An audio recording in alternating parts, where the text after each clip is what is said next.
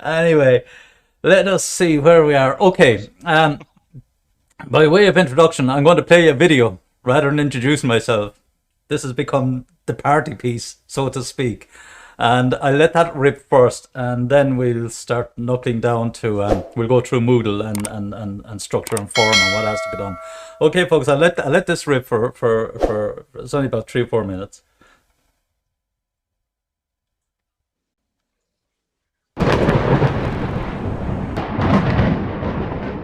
Well, folks, what an entrance. Okay, always one for a bit of a laugh, as they say. So, this is just a brief introductory video of myself and who I am, where I came from, what I'm going to do. And by way of introduction, I will be using, obviously, a lot of technology, technology being my background. So I'm going to have a bit of fun and games over the next 12 weeks. So I'm Professor Mark Cashin, also known to my friends as Mark, and I'm just over 60 years of age. And I have been in the lecturing, should say, career profession for the last almost 18 years. And prior to that, I would have worked in industry for 27 odd years directly with large multinational organizations and 1 or 2 medium-sized companies. And what brought me across to academia, there was an overlap between my working career and academia when I had been asked to come in and lecture on the AIT's MBA program. So where did it all begin? For me, it started back in my hometown Clonmel in County Tipperary. Went to Waterford RTC, which is now WIT, of course. And that's where I did cost and management accountancy. So I would be not fully qualified, but almost got there. And so for a number of years in my career, I worked as an assistant accountant with in the food industry, food processing industry, and in telecommunications and IT. And that's where I pretty much settled down, or having worked with Ericsson and Technoman and Meteor, mobile operator. So in the late 80s did my degree with DCU in information technology management. Up to that point I'd been working primarily in accountancy, and I moved across into software engineering, software development, into testing, hardware design, and then moved into project management and business management in later years in Technoman, and which is now called Technotree. And did my MBA with Oxford Brookes in 2002, and went on did my PhD with Middlesex University, and I got my professorship with Uni Nettuno University in Rome. And what else can I say to you? Primarily, a lot of experience. As I would say, I've been around the block a few times, and signs of it, and would hope to bring a lot of that experience into the classroom, into your respective modules over the next 12, 13, 14 weeks, whatever it takes. I know this is a bit of a challenging time with online, but for years I've been saying this is the way it will be going, and I'm relatively comfortable in this side of the camera at this stage. I'd want to be. And what else can I say to you? No, a lot of experience. We'll have a bit of fun, I would hope. Political correctness and me, no time for it at all. I curse and swear like a drunken sailor in a whorehouse. Not that I know many drunken sailors, or houses for that matter. And by the way, you will notice now that I do have a bit of a sense of humour, and you're absolutely challenging times, to say the least. So listen, I hope that gives you a brief background as to who I am, and that we can start working now and getting through this. As I said, I'm here to help, and we'll get to the end of this, and hopefully we'll be graduating under normal circumstances in October of this year. Okay, folks, it's been a pleasure introducing myself. I hope if you have any questions, by all means, contact me on the usual email, or on my email, easiest way. And that's it, folks. Take it easy. Talk to you later. Bye bye. No more flashing lights, is it? No? Okay, that's good. Not sure if you'll pick that up.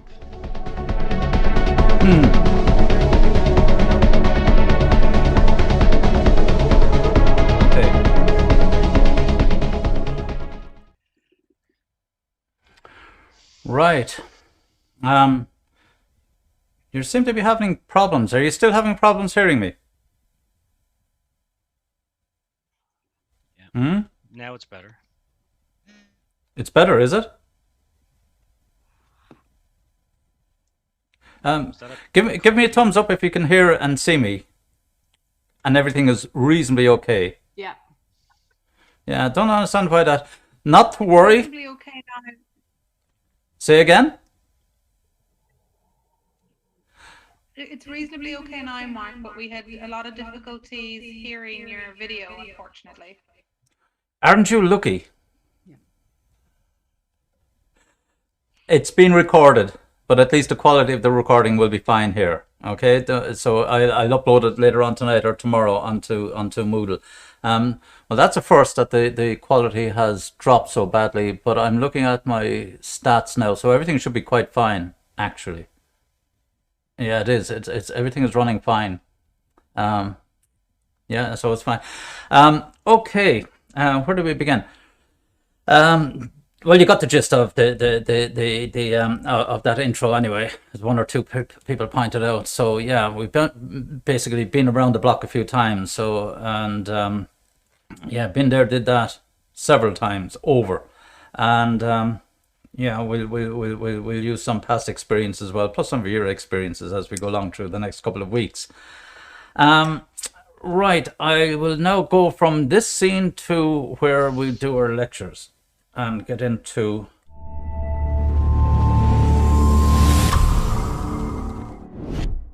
first step. We'll go into Moodle, and yeah, I need to turn on Moodle from here, and you will see things now. Okay, I need to get out of the way. Now, can you still hear and see everything okay? Should be okay. How is the quality of the Moodle screen here?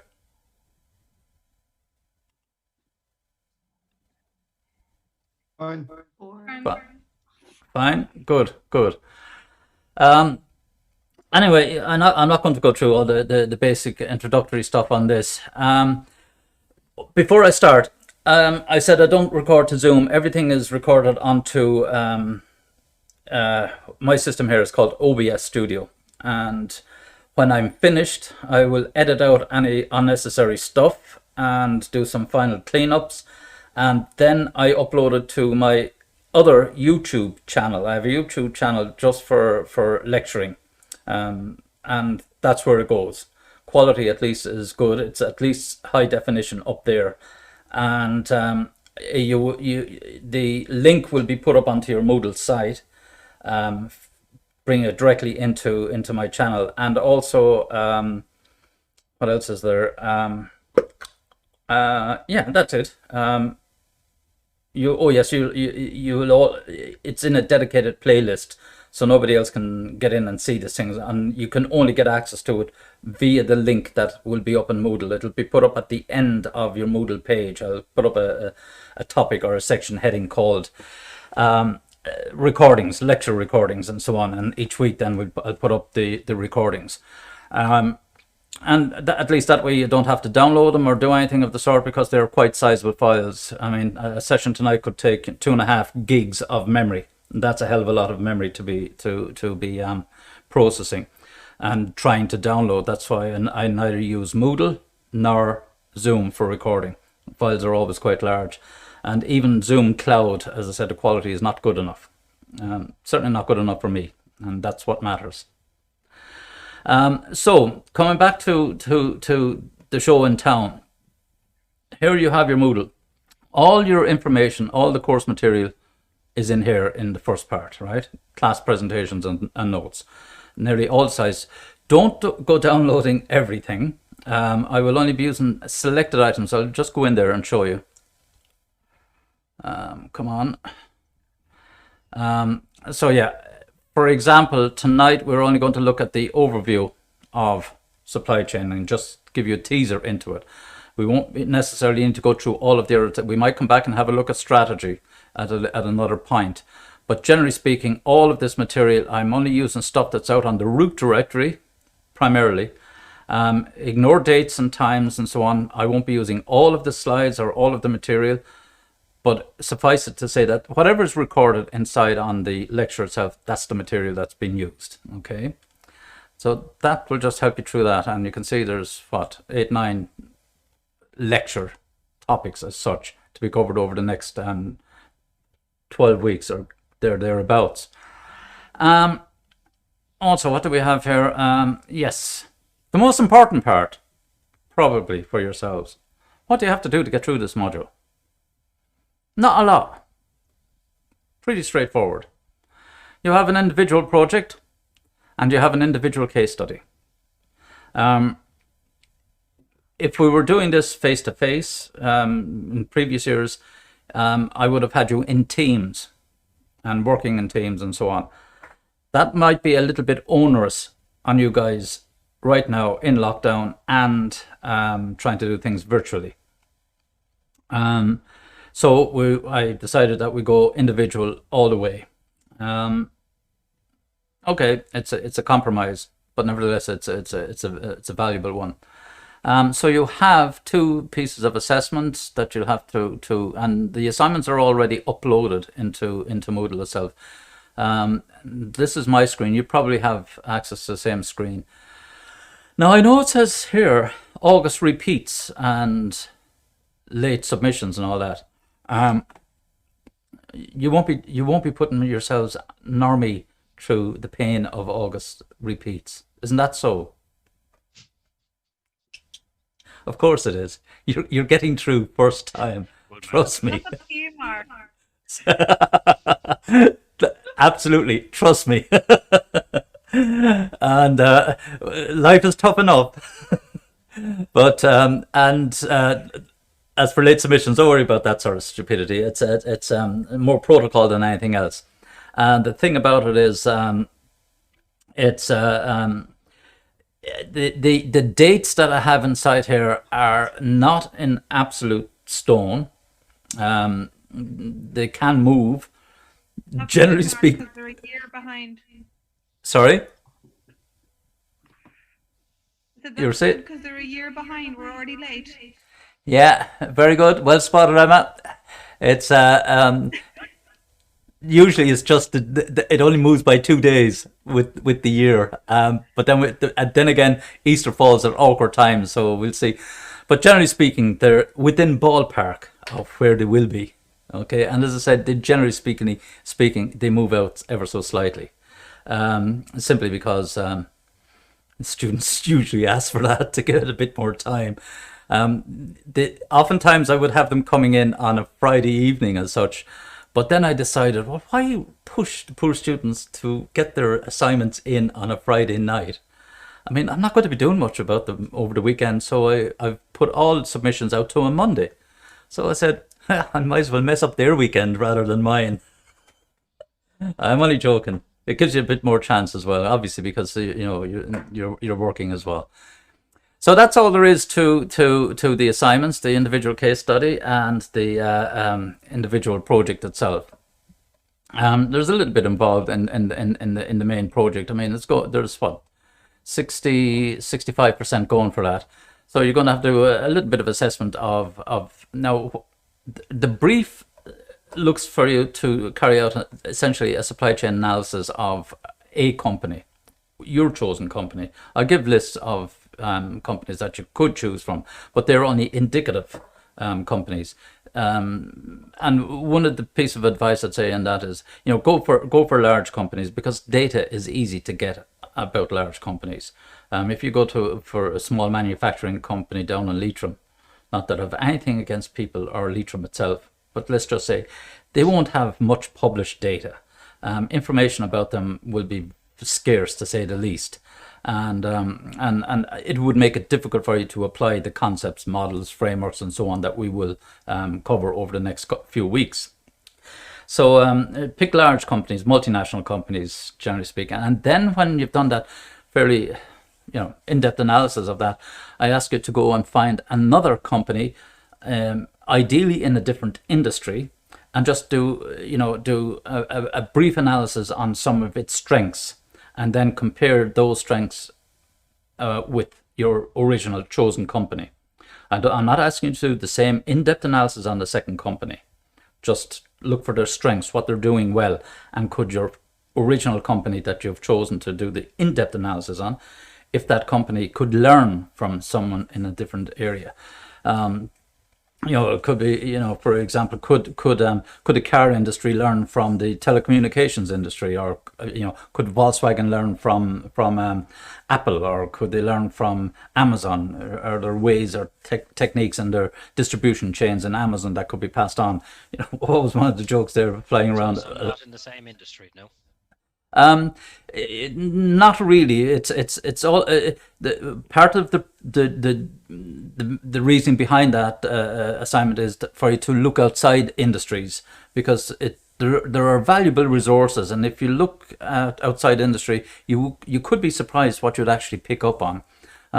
Just by way of example, I was just about to say that a lot of companies are a lot of jokes flying around about COVID and vaccinations and all that sort of stupidity. But the bottom line is, someone said or put up a meme there that if you want to get vaccinations done quickly, either get everyone to go to Lidl or Aldi, they're the most efficient checkout desks, or you could go to Amazon delivery drivers. They could vaccinate half the country in no time at all.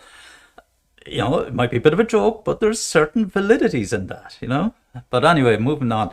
That's the kind of thing I'm looking for, to look for that outside the box thinking, so to speak.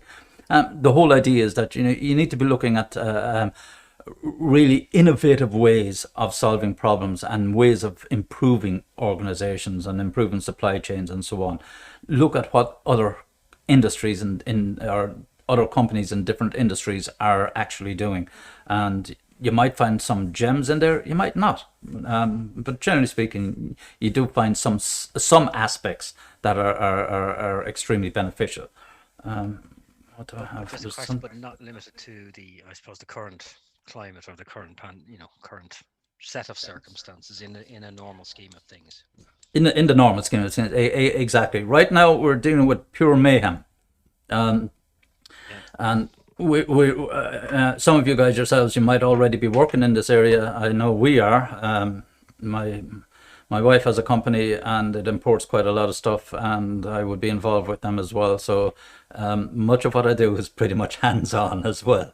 This isn't just a chalk and talk type of background that we're dealing with here, we've been waiting on containers from Taiwan and China for the last number of weeks, and even before we got them out of there, the how would I put this politely, the skimming and the ransoms that we've been held to is just absolutely shocking. So products coming from our manufacturers coming into the ports in China, they were demanding fees per container, and then when they were leaving the port to get them into a reasonable schedule, they were demanding another fee to get it onto a ship. Otherwise, it was put to the back of the queue and so on and so forth. Now, our product type is not perishable, so that was not such a big deal. But nevertheless, it's frustrated most of the shipping handlers and so on. So these are the kind of things that you're not hearing about this stuff in the general media. And you will see,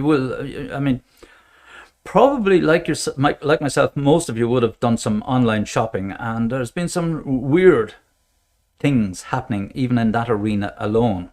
And there's some seriously open questions as to what's going on in terms of supply chain. But it's not making general media and so on. So unless you're in the know and have a network in that area and so on and so forth, you will hear about the horror stories and some of the solutions that people are coming up with and so on, And a couple of years ago, I would have been involved in talks and lectures and programs for Brexit and so on and so forth, And it never ceased to amaze me, I said, why are people bothering? Why they're all jumping up and down about problems here, problems there, and so on and so forth. I mean, should have been looking in other markets, other European countries, if for suppliers, for example. That would have been the default. And how long did it take before they started putting additional port capacity into Wexford, Rosslare, and Dublin to bypass the UK? And on top of that, air freight had become relatively cheap per kilo, per air mile, had become competitively cheaper, certainly for smaller container level products as such, so all of this has been going on in the background, and not a lot of it has been spoken about in public and so on and so forth. But let's just say COVID and its fallout as such has it's had an impact, no doubt it has. But do we get around it? Of course we do. You have to. You have no choice. You have to look for solutions. You have to look for alternatives, and also at the same time looking, well, how can I protect myself in future? How long do I know this is going to last, for example? And what kind of mechanisms can I put in place, if anything? So we'll come to these. I don't want to jump too far forward on some of the subject matter we're going to cover tonight. How are we done time-wise? We're only half seven so far. Yeah, so coming back, and they're the kind of company, so it's always worthwhile looking at other organizations and other industries and see how they're doing what they're actually doing. And then the rest of the stuff, now, okay, I don't know what these, I will delete these recordings because they are not relevant to yourselves, and you probably don't have the links to them anyway. But I'll take those out of there. What you said there earlier, is that for the first assignment, and the second assignment is a case study? Yes. Can you talk a bit about that one as well, please? Okay, let me open it up for you, and we'll just refresh what we're doing on that case study from, where has it gone on me? And just to check, Mark, I presume that this needs to be a product-based business, like a surface-based business wouldn't work? Actually, it would. It can be either or. Yeah. I'm just, where's this gone on me now? Just bear with me. Where is it? Where did it download on me? Oh yeah, here they are. Oh yes, I give you a choice of two case studies. Yeah, just going back to your question there. It can be either or, but usually product-based are much easier to work with. Services can be a bit more challenging, but in any case, and sometimes people pick the product company as their primary company, and then look at the services, some services sector, to see, is there something in the service sector that they can do? Because a service is consumed. You can't store. That's fundamental difference by definition in supply chain management between a service and a product. The service is not tangible. Products are. But nevertheless, there's a lot of overlap in the way we do things. And for example, if you're buying, even if you buy a physical car, there are service elements to the car, under warranty and maintenance and so on and so forth.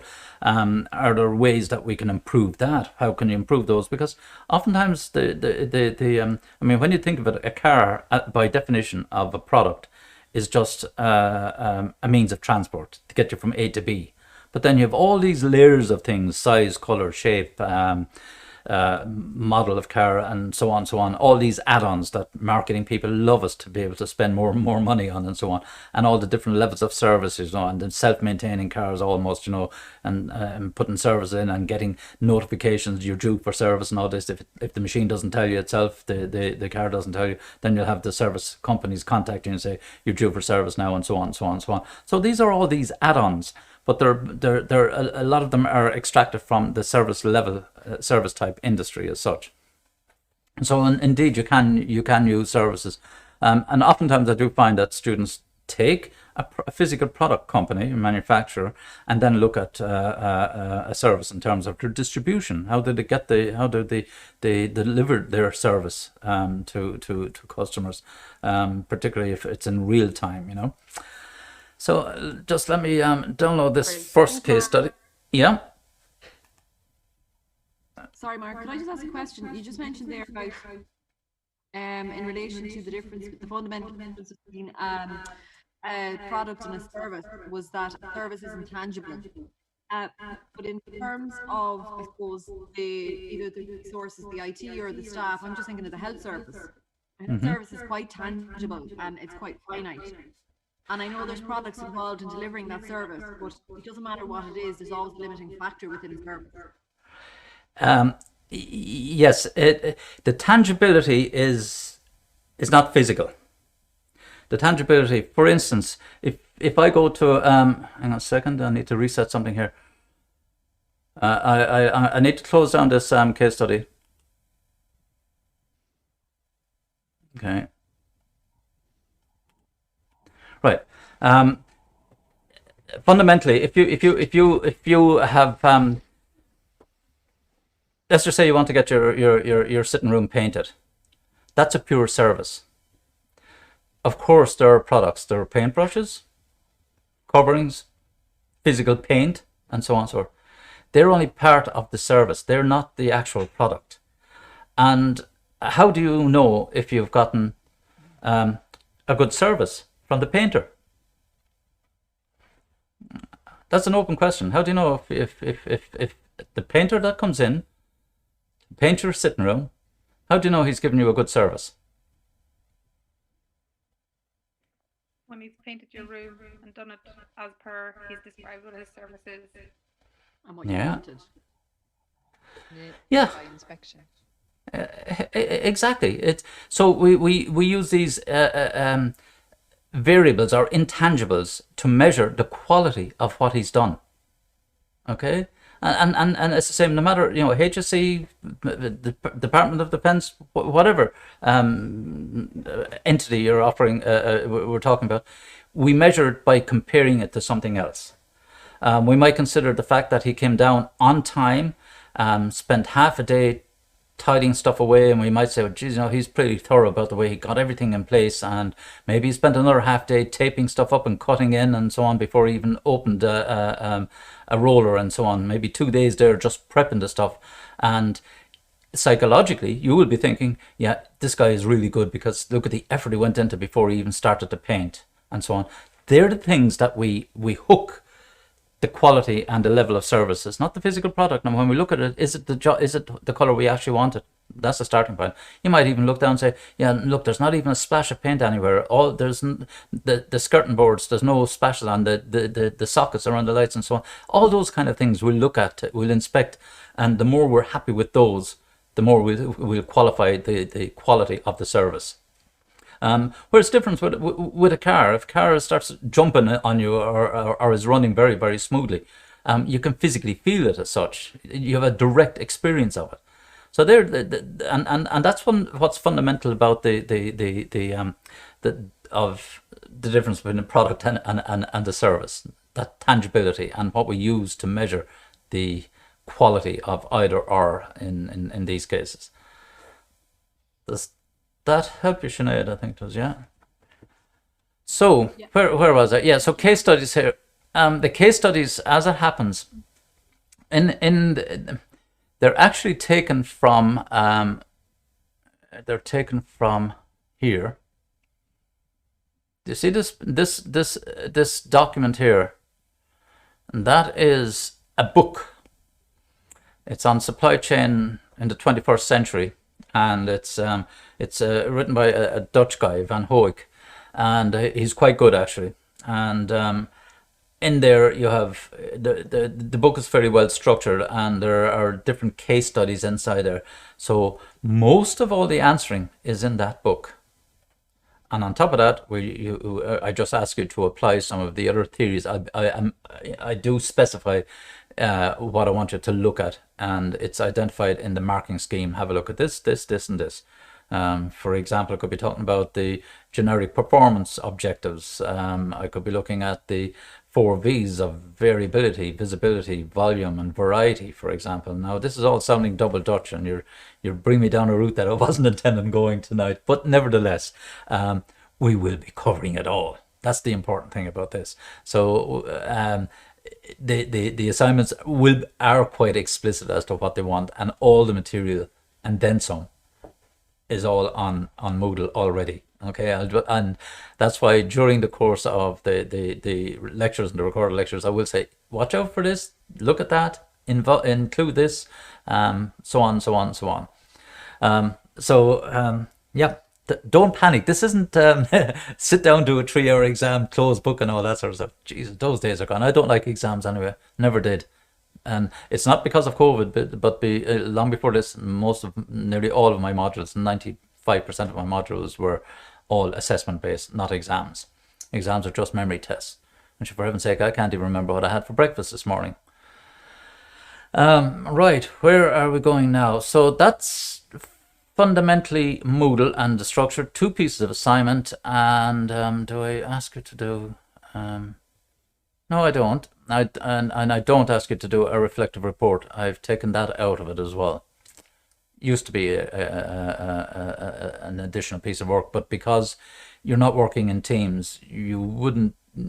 Well, that's not correct to say that you wouldn't benefit. You would, of course, benefit from reflective practice, but you get more meat or data if you're working within teams to be able to do a reflective report justice. If we have time towards the end of the lecture series, I'll briefly cover it for you, or I might just link some of my other videos on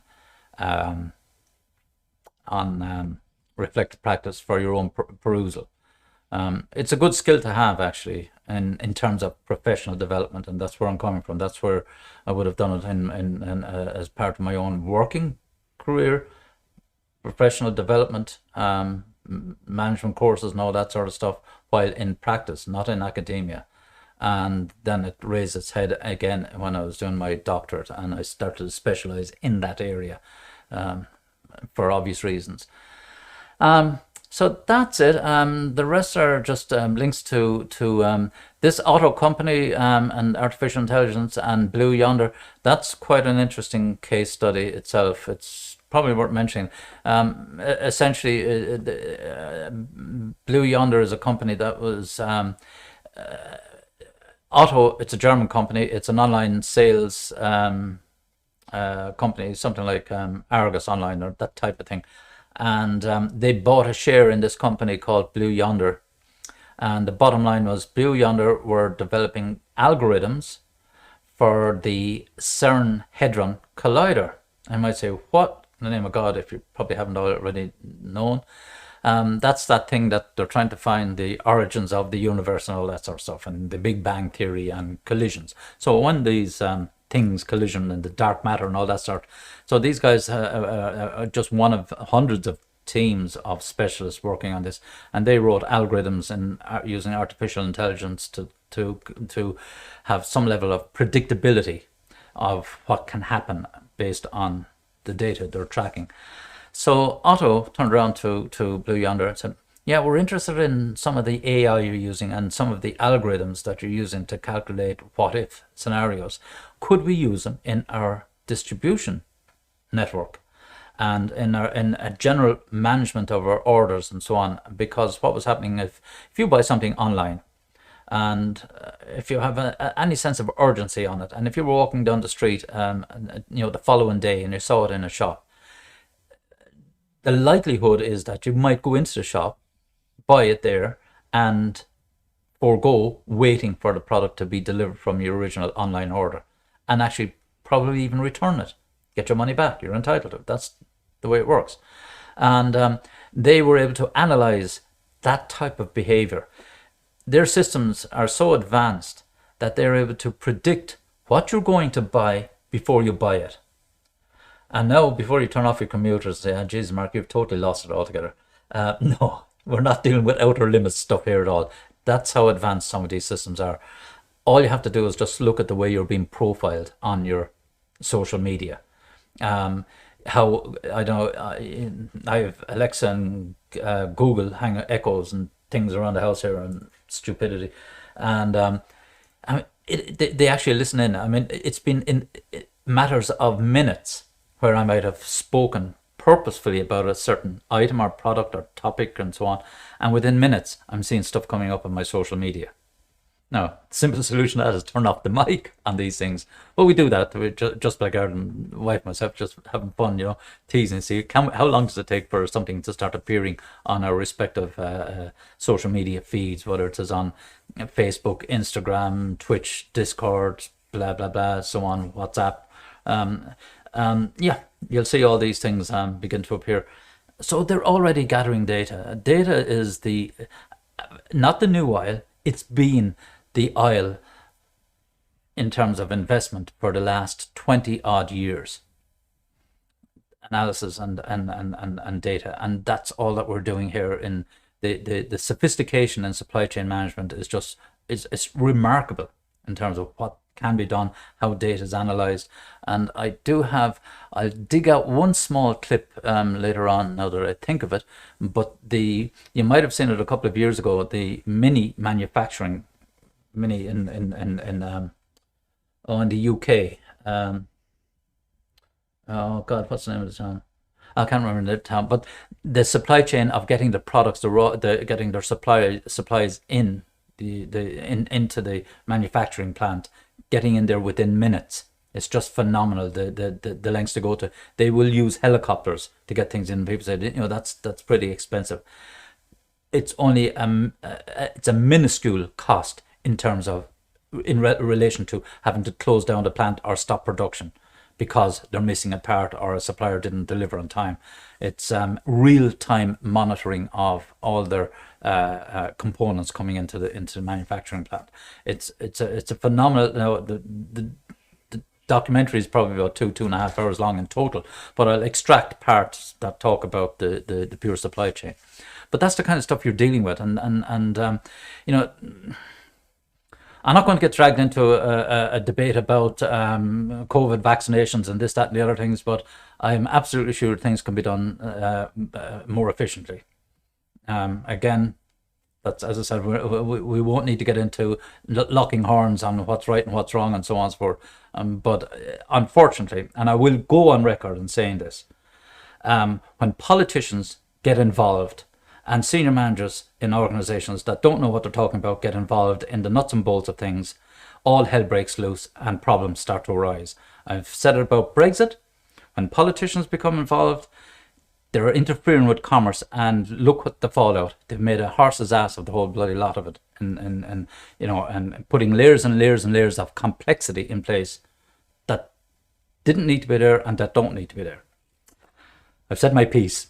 You can curse and swear at me after that, whether you agree or not, and so on and so forth. But there's a legitimacy in some, if not all, of what I'm saying anyway, But so and you just look at it, I don't know if you've bought anything from Amazon lately, and you're looking at these what to call them, transfer or import duty fees and so on and so forth, and how I spotted this was accidentally seen that I was getting a rebate, 77 cents. And I said, what the freaking hell is this for?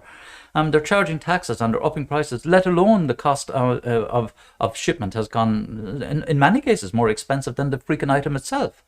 I was looking at something last night, and it was to be shipped from, it's only a small item, that size. It was costing about €300, and they wanted €120 to ship it. I said, on your freaking bike, If I have issues with my audio system here, I'll fix them here rather than buying in that kind of equipment just to fix it. But so yeah, and they're the kind of issues we're talking about. So now I'm going to close. I need to close a couple of windows here because I'm just conscious that I'm using up some space on my machine, and it might just cause some delays. Close that down there. Yeah. And we definitely don't have the 80s music run in the background. So how are we doing time? It's 7:45. Any questions anyway? They're the broad brushstrokes anyway. So it gives a kind of a context of what we're going to be. By the way, is everyone else's camera broken?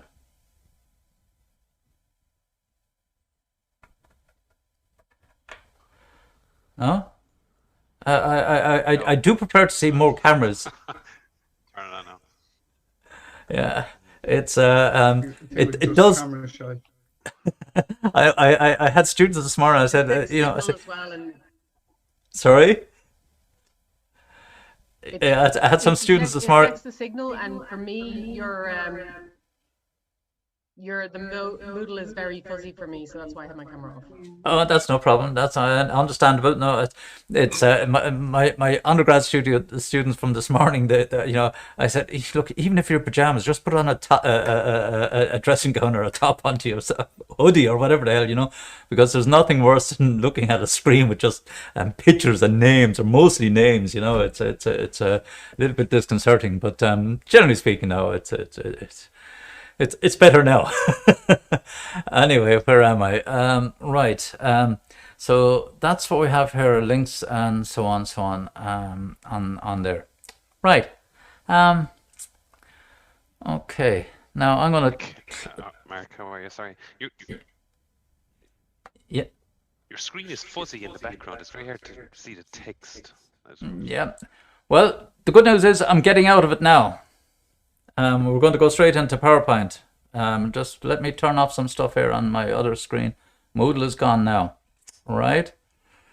And we need to turn on the other stuff.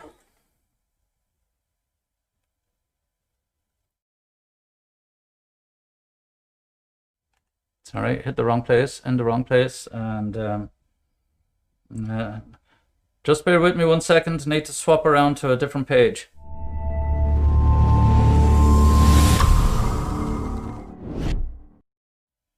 And here we are. And all right.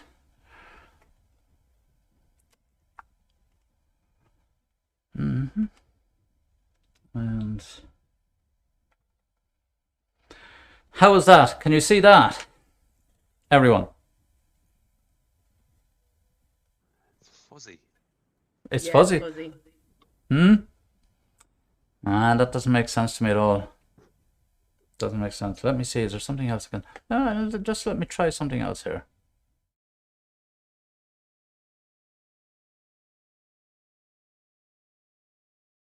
In here, and we try.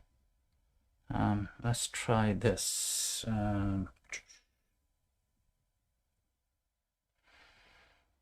Any better? Better, yeah. Okay. Much, And yes. now it should be singing and dancing, isn't it? You have a lot better. It's fabulous, Mark. Thank you very much indeed. I am delighted to hear that, Emma. Right. No, a little tweak here and there. Qualifications there make you an absolute winner at Monopoly. Say again. I said, sorry, your qualifications list there makes you an absolute winner at Scrabble. Where are they coming up? Oh, those things there. Oh, yeah, jeez. Yeah. You'll be there one of these days, trust me. By the way, I was a late starter. I only started into this sort of stuff when I was about 40 years of age. In the purest senses of the word, I was a slow learner. Okay. Anyway, so what do we need to do here? I need to yes, get cracking on this. How are we doing, Thomas? We'll make a bit of a start onto this. I'm not going to hold you until 9:30 tonight. You can be quite sure of that. And I'm going to get out of my chair because it's hitting my back and my knee. Okay, so we can see, can we do this from here? Yeah, we can. Anyway, supply chain management. We just kickstart this here, we'll get this out. In terms of what we're going to have a look at tonight, anyway, we're going to have a look at the 5 major external forces, as we call them. Okay, generically, what's happening, and you'll see some of the stuff that's categorized into this that we've been talking about already.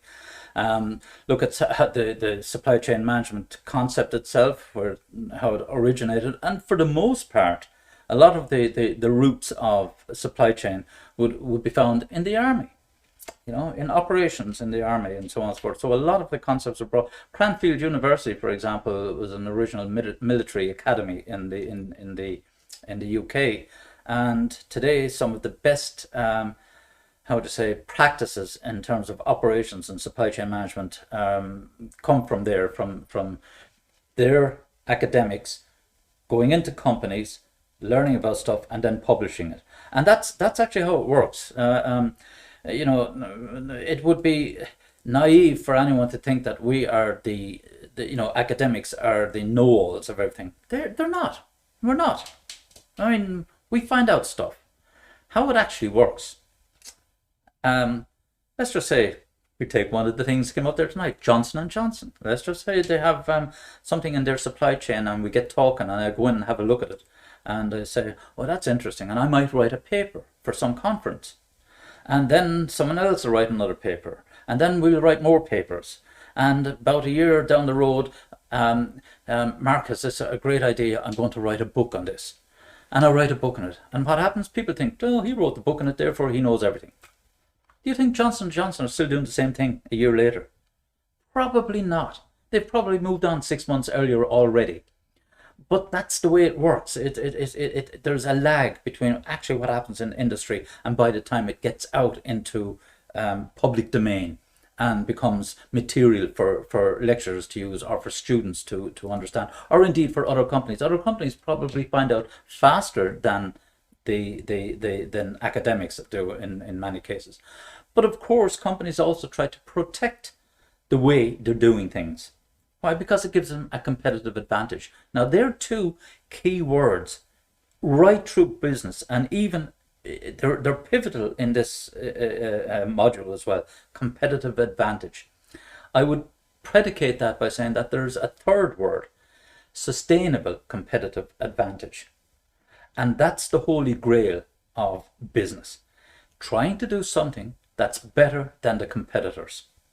And I'm just looking, just to revert back, you know, HEC already in talks with Irish Army. I'm probably speaking too close to the mic now because the mic is just up here. Okay, and then they want to qualify, so they need to team up with more than that to get it rolled out and so on and so forth. Yeah, need to think outside the box. But coming back to my point, sustainable competitive advantage, they're the three most important words in business, and very much so in supply chain management, because what you can do and how you can do it, and do it more efficiently, more effectively, better quality, more cost effectively than your competitors, then you're onto a winner. Okay, and that's, you're certainly not going to reinvent the wheel. You're not going to come up with some earth-shattering solution or process or new idea. All ideas, they're small ideas, simple little ideas, but when you add them all together, they'll add up to something that has more impact. If you take, BMW, for example, they call it efficient dynamics. That's their kind of brand logo or catchphrase and so on and so forth. What's that made up of? Efficient dynamics. It's a whole series of little things that they're doing to improve, tweak here, tweak there, and all this sort of stuff. They didn't go for an all new singing, dancing engine and so on and so forth. No, but they went for small micro improvements. Add them all together, and they come up with efficient dynamics. That's the name of the game. Small little tweaks here and there, and supply chain is really, impactful in terms of what we can do or what you can do inside your respective organizations just to tweak something and so on. I'll say, without getting into overly debate, if we take any, where was I? I was in hospital several weeks, December, to have cataract operation done. And even under the circumstances, I was still surprised about the amount of paperwork that was being used. Okay, and so surely there are more simplified ways, or tagging system, and we do things differently elsewhere. I mean, could they not borrow some traceability, NFC technology in your mobile phone? Your mobile phone is unique. Tie it to your PPS number. Bang, you have a walking tracker as such, so you can actually identify and then move through. I mean, in telecoms, we were using technology and Bluetooth and Wi-Fi many years ago, that if a customer on the network was passing one of our shops, you'd project an image to them, come in, or send a message, but they're coming down the street and so on. So there are all sorts of solutions and ways of doing little tweaks here and there that can improve the levels of services and qualities and so on and so forth. Okay, we're now compounded with COVID and so on and so forth, but it's just by way of example. Point I'm really making here is that there are massive improvements that can be made all along the supply chain at various parts. And sometimes we solve a problem in one area, or we improve something in one area, and it causes a problem somewhere else. So it's like kicking the can down the road. And that's the kind of level of thinking as supply chain managers and in organizations need to be thinking of. What are the knock-on effects? Is it worth making an improvement here? Because the knock-on effect could be more severe and have more negative impact. So we need to pace the change that we're introducing here such that we don't have too much of an issue further down the line, and so on and so on. And then, of course, we're looking at integrated supply chain characteristics, integrated between different suppliers and right along the complete supply chain, from suppliers to their suppliers to their suppliers, from cradle to grave, essentially. So you'll have multiple layers of suppliers coming into a manufacturer, who in turn then is supplying into maybe another manufacturer or final assembly, or into a warehouse, wholesaler, distributor, and then into retail, and then ultimately down to the shops and customers. And you'll have multiple channels. It's just layers and layers of complexity added to get products to customers.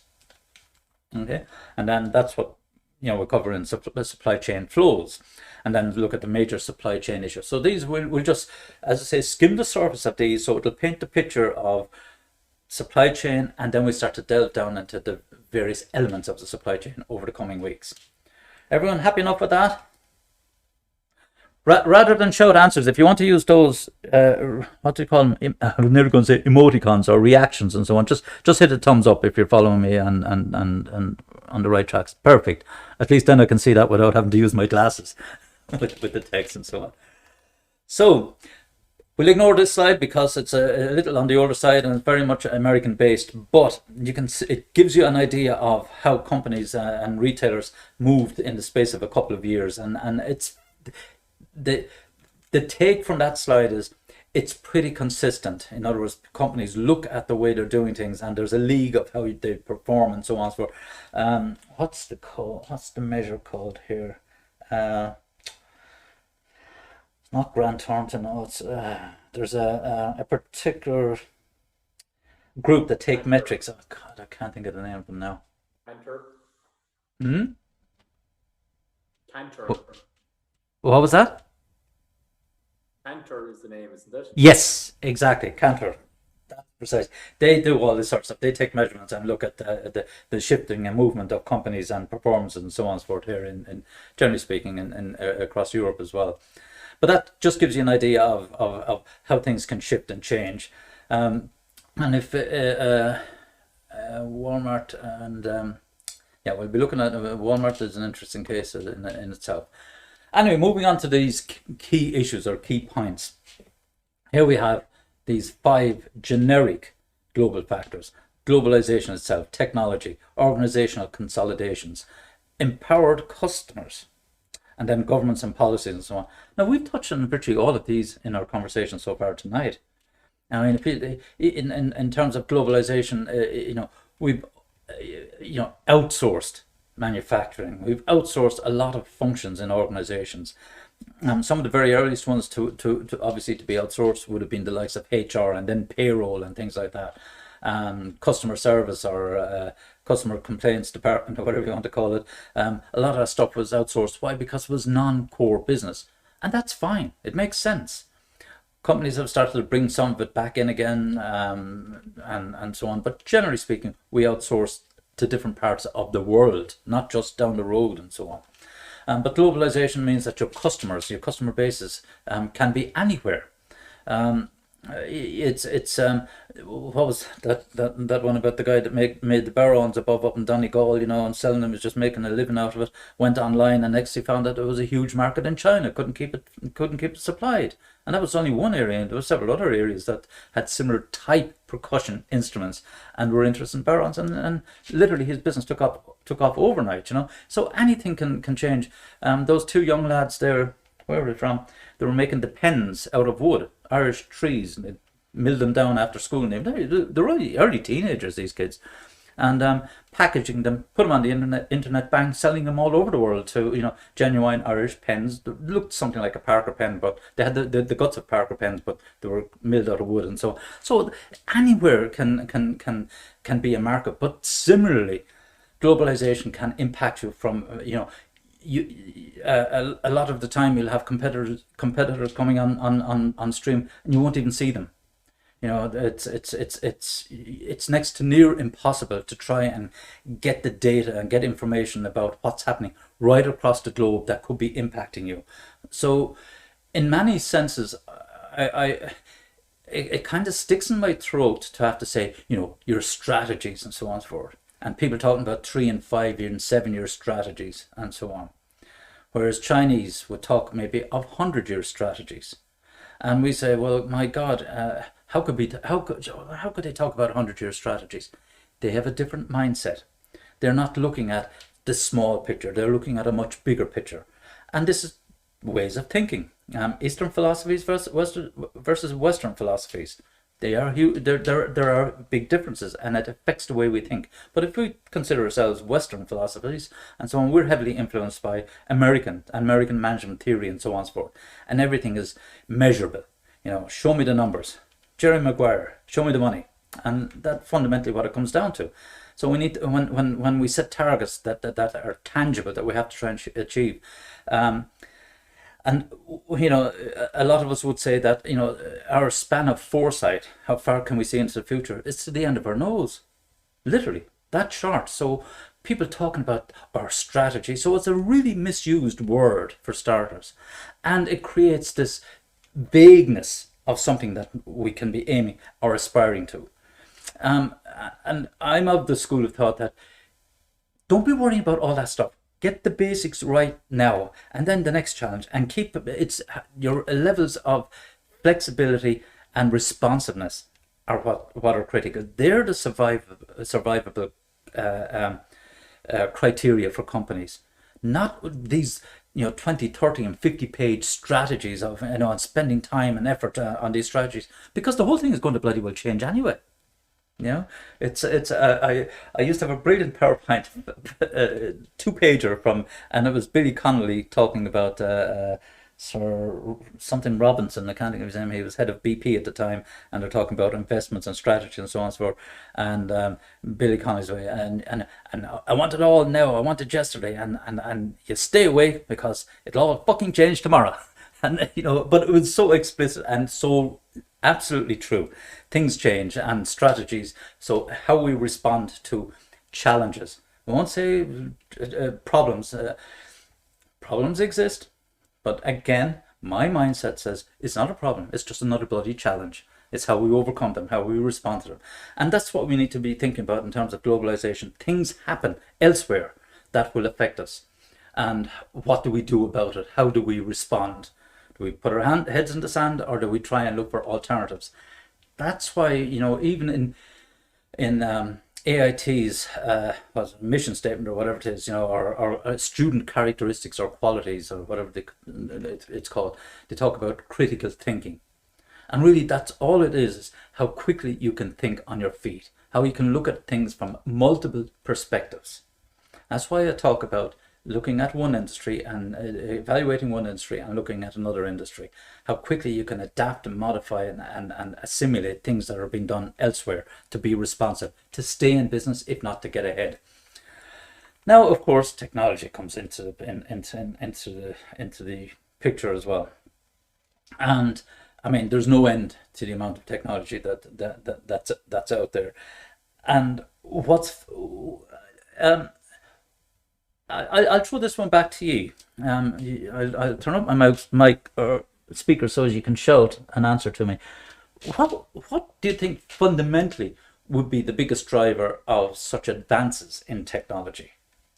What would be one of the biggest causes, would you think? Growth. What do you mean? Sorry, what do you mean? What's the question? Economic growth. War. What would be driving economic growth? Consumer demand. Exactly. Consumer demand, and even more precisely, consumers' behaviors and our, how to say, lack of patience. So generally speaking, we've become less tolerant. We want stuff now.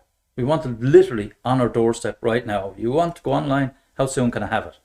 And so on. And people are willing to pay for that kind of privilege as such. And that's fundamentally behind a lot of these technologies. Okay, some of these technologies are nice to have. It helps us do things differently and better and so on and so forth. But they are enablers. And that's why technology has had such a huge impact on supply chain itself. Being able to track and trace everything that's possible. I bought another one of my little stories. Stephen's Night. I bought 2 items in the UK, and they were the usual stuff. Order received, order confirmed, order received, and email. Expected delivery 4th of January, on or before. 31st of December, and on the Friday, lo and behold, the smaller item came in. The larger item didn't. The larger item was equivalent 82 euros equivalent, and the smaller item was only 15 euros or something like that, and they also charged me 3 euros delivery for this item in the post as such. Problem was, I was curious. So came the 4th, no sign of it. 5th, 6th, and then moved into the 7th and 8th, and I was getting it, and I said, this is a bit. So then all the news started to come out about who was it? Was it DPD, wasn't it, or that they had halted services until Wednesday, I think, of this week. I think it was it? Last week at least. So this came out, started to come out, and.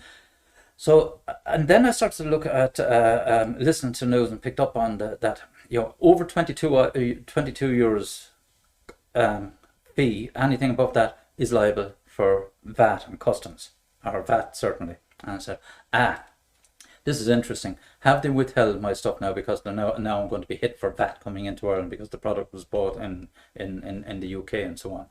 So the upside of it, from a technology side of it, email on straight away, and I went to raise the ticket issue with the customer support, which went to tracking agents and so on and so forth. And that afternoon, that was last Thursday, I got an email back. Sunday. I got an email back to say that DPD or Fastway were also in trouble with backlogs and hold-ups at customs and so on, and stuff being held in their warehouse and so on.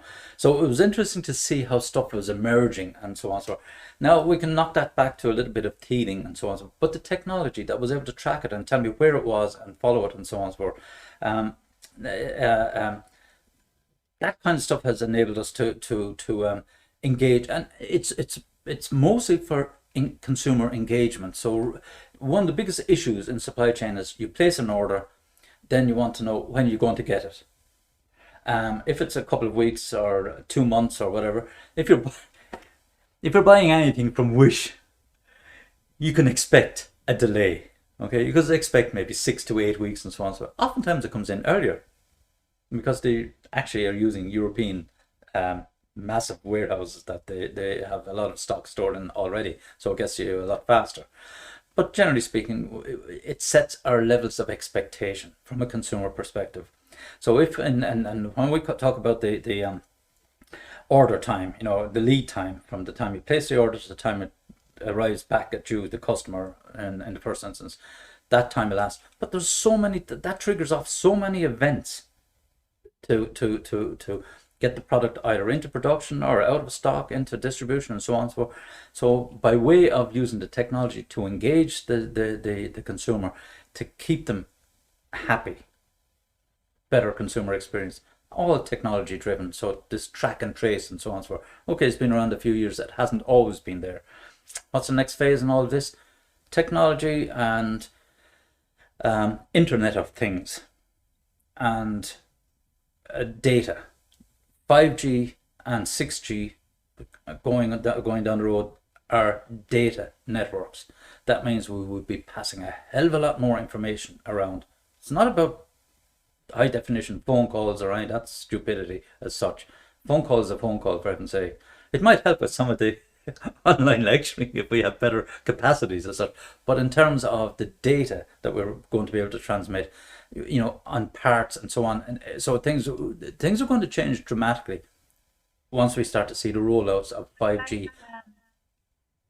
Sorry, what about delivery of items? Do you think, are they going to use drones? Good question. No, not. I think you might get some very niche areas that might look at some kind of drones as such, but no, I can't see them. I know Amazon Prime have been trying them, and I know there was an Irish company trying to do something that was it down around Wicklow or Wexford or something like that. They were testing out some drone technology and so on. I don't. Is it not in Galway? No, or in the sort of. No, it was down near you in Tipperary, wherever the Obama Plaza is. They were doing it there. Ah, yeah, that's yeah. A couple of guys, at least fair play to them. Mana or something, no? What? An Irish company. An Irish company called Mana, I think. Yeah, Mana. Yeah. And so they've been trying out the stuff at least, you know. But can I see it? No, I honestly can't see it being a huge a game changer by any stretch. Mm-hmm. Do you see that kind of as like a concept technology, you know, like with cars, where they put out like, this is what we could do, but we won't? Very much so. Very much. A lot of the time they put these things out, you know, as feelers to see, you know, test the market as such. And there's no harm in that, you know, but it's getting consumer buy-in, and again, it will depend on the types of products and so on. I know I had a group of students a couple of years ago looking at drone delivery for takeaways and so on, and it could have been anything, but they were even trying to solve problems. How would you get, if people are living in high rises, or if they're on balconies, can we get the drone to twist and turn, and how we deliver and so on. So there was all sorts of you know, practical things that they were looking at as such, you know. But no, I put it this way. I'm 60 odd years of age. I'll be pushing up daisies before the drones will be delivering stuff to my house and so on and so forth, you know. To be honest with you, you know. Or if you were down in Clover Hill. Anyone in the prison service, no? Border between Mexico and the US as well, aren't they using them? Even they were unsuccessful. They tried, but the ones we know about, I'd say there's plenty. well, that's true. Oh Jesus, yeah. So no, I think actually what you're beginning to see, if you've noticed in your deliveries in the last couple of months in particular, well, several months anyway, you see An Post has been sharing out work, and couriers have come back into vogue, you know. I mean, not so many years ago, you know, it became tough to make a living as a courier. Now it's coming back in again because there's money to be made at it. People want stuff, and it's difficult to get it from A to B, and couriers are providing that final link between distribution and customers again. And what we're looking at is shared services. And that's one of the things we will come on to. It kind of fits into, no, it doesn't quite fit into organizational consolidation, but there are hints of that. What we will looking at towards the latter part of the course is our partnerships and collaborative partnerships in organizations, and how they can build from each other's strengths as such. There was a great old story about you know, Maguire and Patterson that make the matches. And so on, and they were running into trouble with the likes of these cricket lighters and so on and so forth. You know, what are they going to do? Blah blah blah. Brought in the usual consultants, had a look around. One young guy said to him, "Do you know?" He said, "You have your matches in every corner shop and pub in the country, and so on and so forth." You know, and again, thinking outside the box, said, "God, you must have a great distribution network," and clearly they did. And he said, "That's your strength, not the fact that you make matches and red tops and brown tops, and I don't know if they still make them, but not so much, but the fact that you can get them there. So all the other small little consumable type of things, they started to leverage off the distribution network of Maguire and Patterson to be able to get their products to shops. You know, things like Bics and pencils and razors and all that sort of stuff. In the very early days, that was their strength. That was their core competence. Another important term in business: what are your core competencies? What are you good at? And oftentimes companies don't realize what they're, well, that's not fair to say oftentimes. Sometimes stuff that they take for granted can actually be a core competence, or can be a major contributor to competitive advantage. So leveraging off their network as such. So technology, and even while we're on that, we're all familiar with Dell. We're all familiar with going online and buying computers, and there's a model somewhere in the PowerPoints where it shows the direct channels and the difference between going through manufacturer, wholesaler, and distributor, and then into retailer, and then the customer. It adds layers of cost. So direct sales, Dell to consumers. They cut out all the middlemen, but they took a brilliant strategy. When Dell were setting up their system, what was, should we say, the technology of the day would have been the likes of SAP and Oracle, running on Sun systems, Sun servers, and so on, which are essentially big computers, very powerful computers. And we were using those in the telecoms world. Why? Because you have to have real-time systems to be able to make calls, and everything has to be upheld, and prepaid phones and all that stuff. So the same types of computers were being used by most of the high-end manufacturers to plan, schedule, build their products and distribute them, and so on and so forth.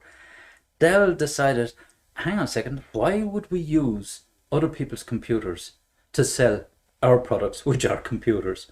So they stood back, and they actually, they were manufacturing blade servers. I think that was the technological name they had on them. So they sat back and said, let's build our system from the ground up.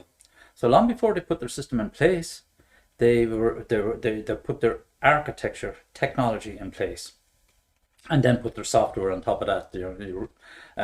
Go in and order. And you even notice when you go in to order a computer, let's just say you wanted a laptop, and so you have a range of choices, and then they'll make recommendations to you as to what, most people bought this, or this best suits your configuration, and so on and so forth. And you say, oh yeah, okay, I'll go for that. Or you might tweak it slightly, and you see the cost going up, and say, oh no, I'll go back to this cost, because we'll be conscious of cost all the time, and all the different add-ons. They're already conditioning you into taking one of their pretty standard machines. And here's the trick in it: Dell were making something in the region of 35,000 computers per day when they were in manufacture down in Limerick. They was just phenomenal, and most of the laptops were already pre-built in Taiwan and being shipped to Limerick, and then the final bits and pieces were being put together on their system. Technically, it's known as mass customization. Mass produce the products and then delay as much as possible the final components. So they were already conditioning you to use that customization as late as possible, which helped them with their manufacturing schedules and orders and shipment and so on and so forth. So they built their system around that. And then what happened? What happened with Dell? Became too expensive, and they should have moved to Poland. I remember it. I worked down there. Yeah, and when that was all happening, before that happened, when I was doing my doctorate, there was a lady from Dell who was also doing her doctorate.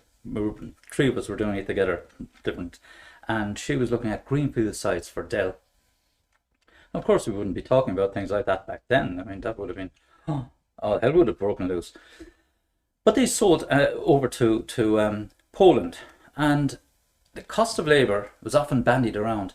It was about 7th or 8th on the list of reasons as to why Dell wanted to move.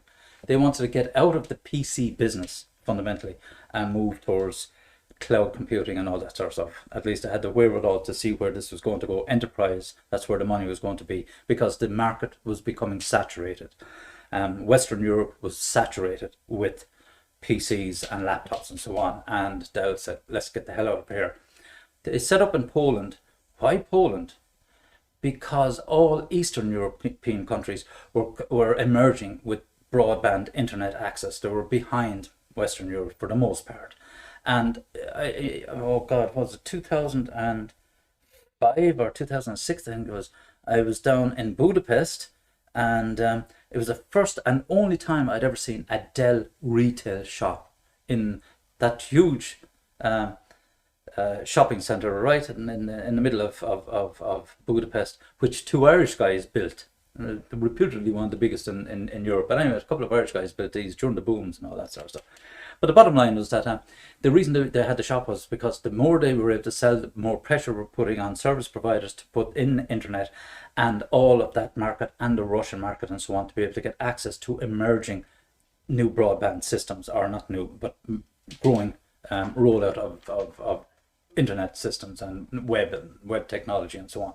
So that's why they went. And then they up and sold the whole freaking lot to, what? Did somebody have a comment or a question? Anyway, they sold it to your man down in Taiwan? Lock, stock and 2 smoking barrels within a few years of going to Poland. And even that baffled all of the strategists and business consultants and academics across the world. Why in the name of God did Dell do this? Because there was over 200 patents on the technology that they used to build their CRM system, customer relationship management, which was embedded into their complete SAP type system as such. So they sold the whole lot. They didn't want it, and the academics are still trying to figure out, why did Michael Dell do this, and why because he sold it because of this. They couldn't. All the tools that they had at their hands couldn't have seen this happen. And they tried to backfit everything and so on for strategists and all these CNN, or no, not CNN, Bloomberg and CNBC and all these, should we say, financial gurus and so on were totally perplexed with all of this. Again, it was just another way of showing how technology, but going back to the roots of the point I was making, Dell decided they were going to adapt a direct chain sales channel and using the technology to enable them to do this.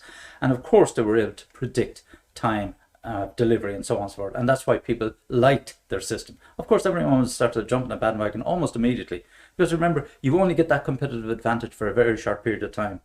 Competitors will find out what you're doing, how you're doing it, and they'll quickly scurry to get something as powerful, if not more powerful, than what you've already got. So, and that's just business. I mean, that's the nature of the game, you know. Keep doing stuff and getting better at it. That's the whole point. That's why I'm saying you have to be responsive and reactive to the environment around you and so on. What was the other one I was thinking there on that same lines? And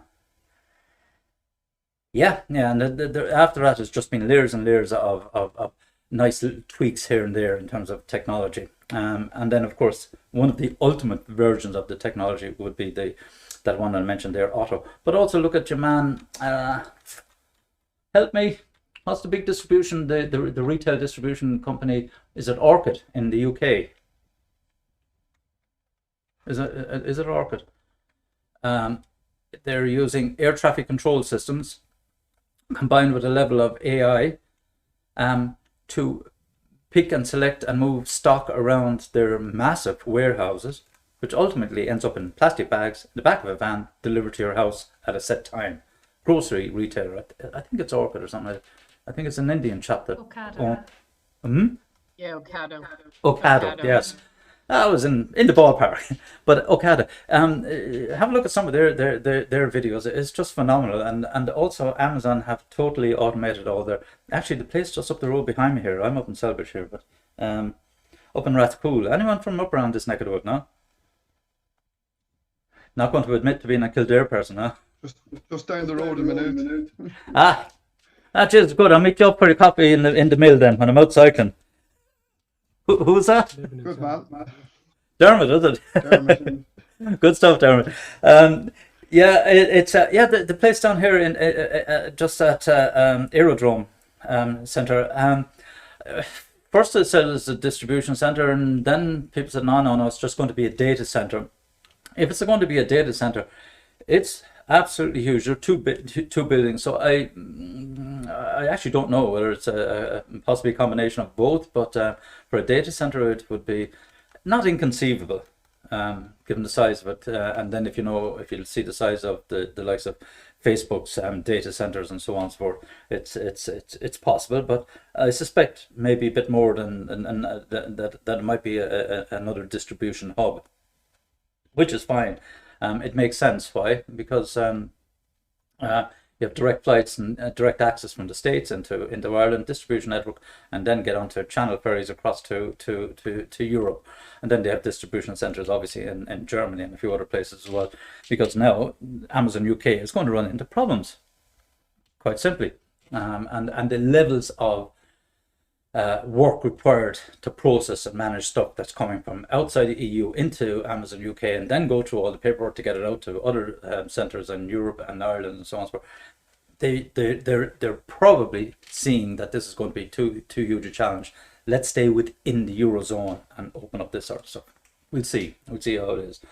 But another company that's extremely effective in that direct sales, and which would be more current, is a German company for the Canyon bikes. Anyone here cycle? Anyone admit to cycling? Anyone admit to getting up and getting dressed into getting dressed into lycra at the weekends? Yeah, I do. Yeah, haven't done it in a while. But yeah, I do. Where do you cycle? Well, I'm currently in Carlow, so in Carlow. Depends on where I'm living. Okay, right. So you're not on your own. I'd be one of those weekend wood warrior or lycra warriors as well. That's why I'm saying, Dermot, I'll see you over Maynooth, over in the mill there, or not the mill, you know, the one beside the bridge there. You have to go down the steps to the rest. Yeah, that's the mill house, I think. Isn't it? The mill house. That's the one. I'm gonna regret saying this. I cycle with the plonkers, les planqueurs. We use it in French, which is the plonkers, and the young lads are in their 50s.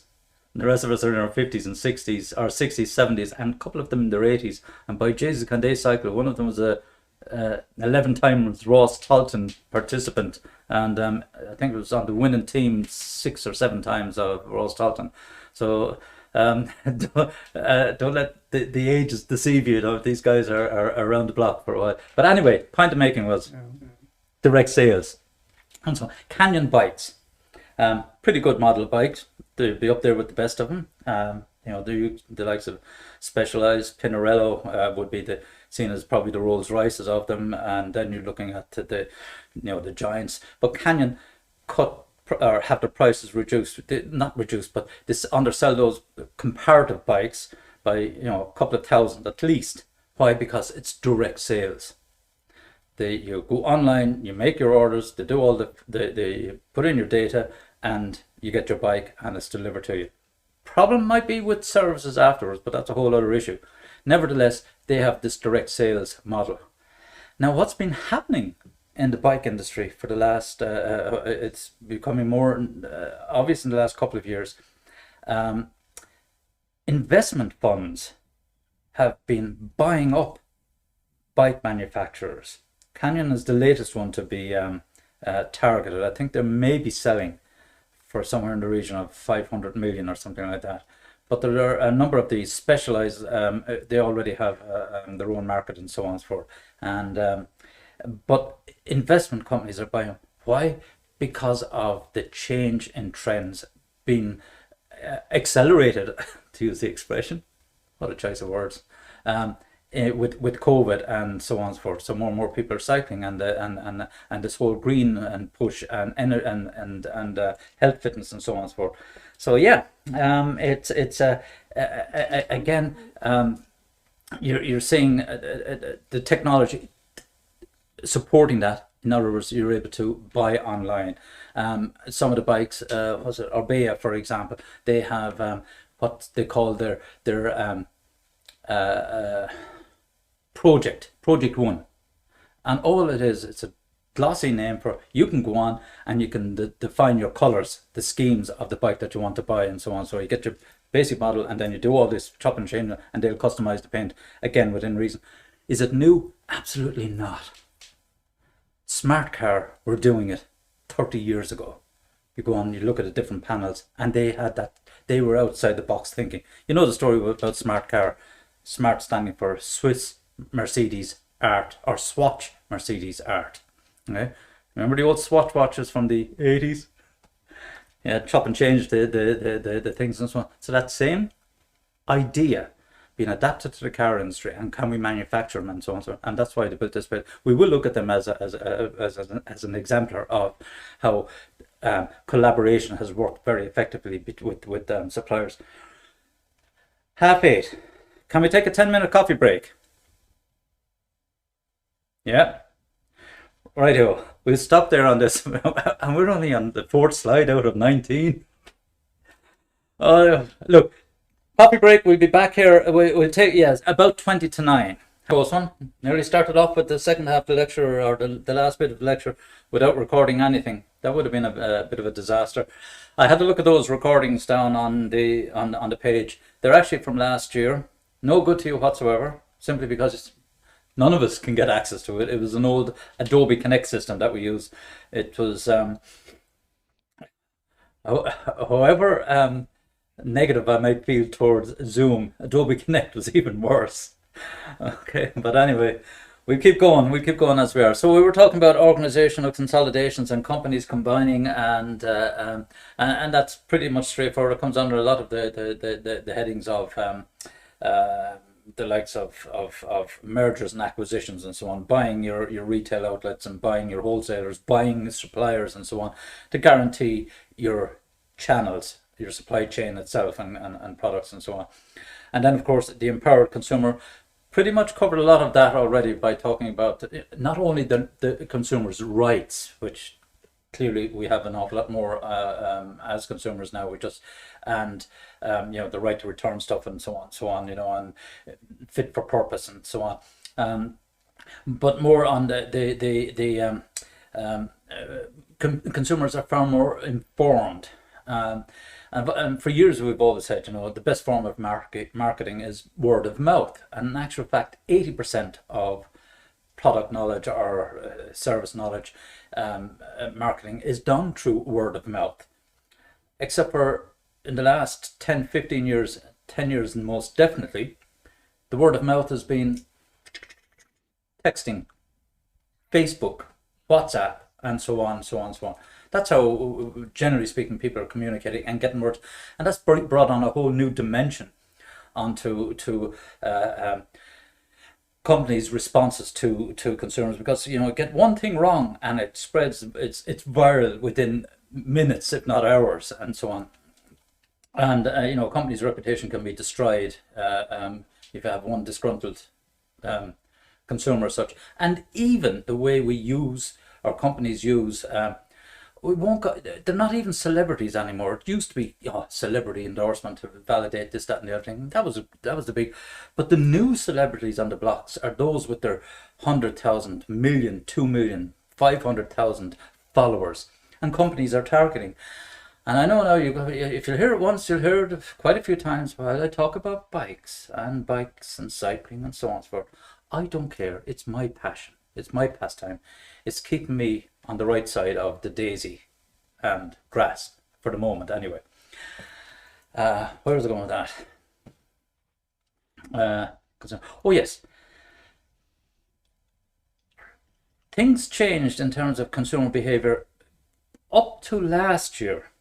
Any new tech coming out into the bicycle market, generally speaking, would be launched maybe for the Giro, definitely for the Tour de France.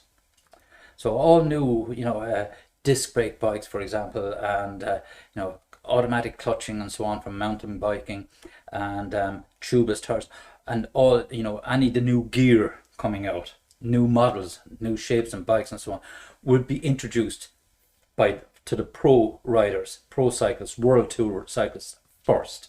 They could have been working with the guys for a year, 2 years previously, to come up with the next generation of stuff.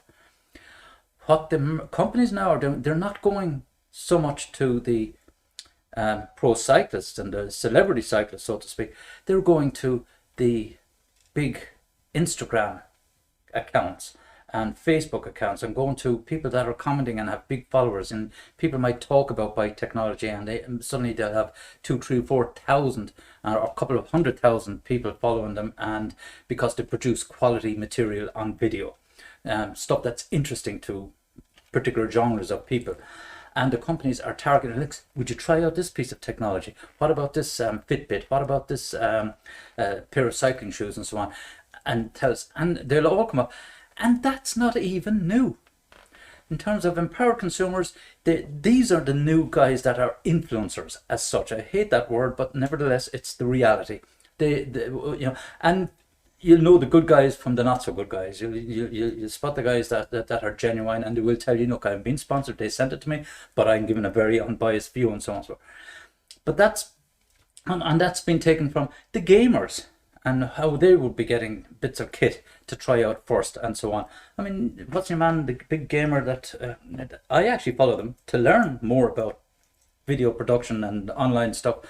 Dr. Dre has something like 2 million subscribers or followers, and these guys are making anywhere between $60,000 and $150,000 per month, just because of the way they've structured their business models and so on and so forth. These are clever guys, but it's the way the companies have recognized that, oh no, we won't go for the separate, we'll go for the influencers as such and so on. So empowering people. So the point I'm making is people share information, they talk about stuff, and they do it on social networks.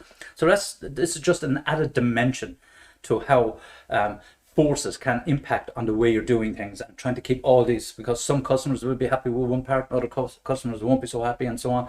So how do you try and placate all of them? You can't, but we try to. That's ideally where we're aiming for. Individualization, individual customization, and all that sort of stuff. That's what companies would like to achieve, but it comes at a cost. But if you don't do it, you're going to lose market share. And then, of course, the final point up there then would be government policy and regulation. Need we say any more about that? But they keep changing the goalposts. New rules. Just look what's after happening with Brexit, for example. Layers and layers of complexity being put in place. For what? At the end of the day, you know, I don't know.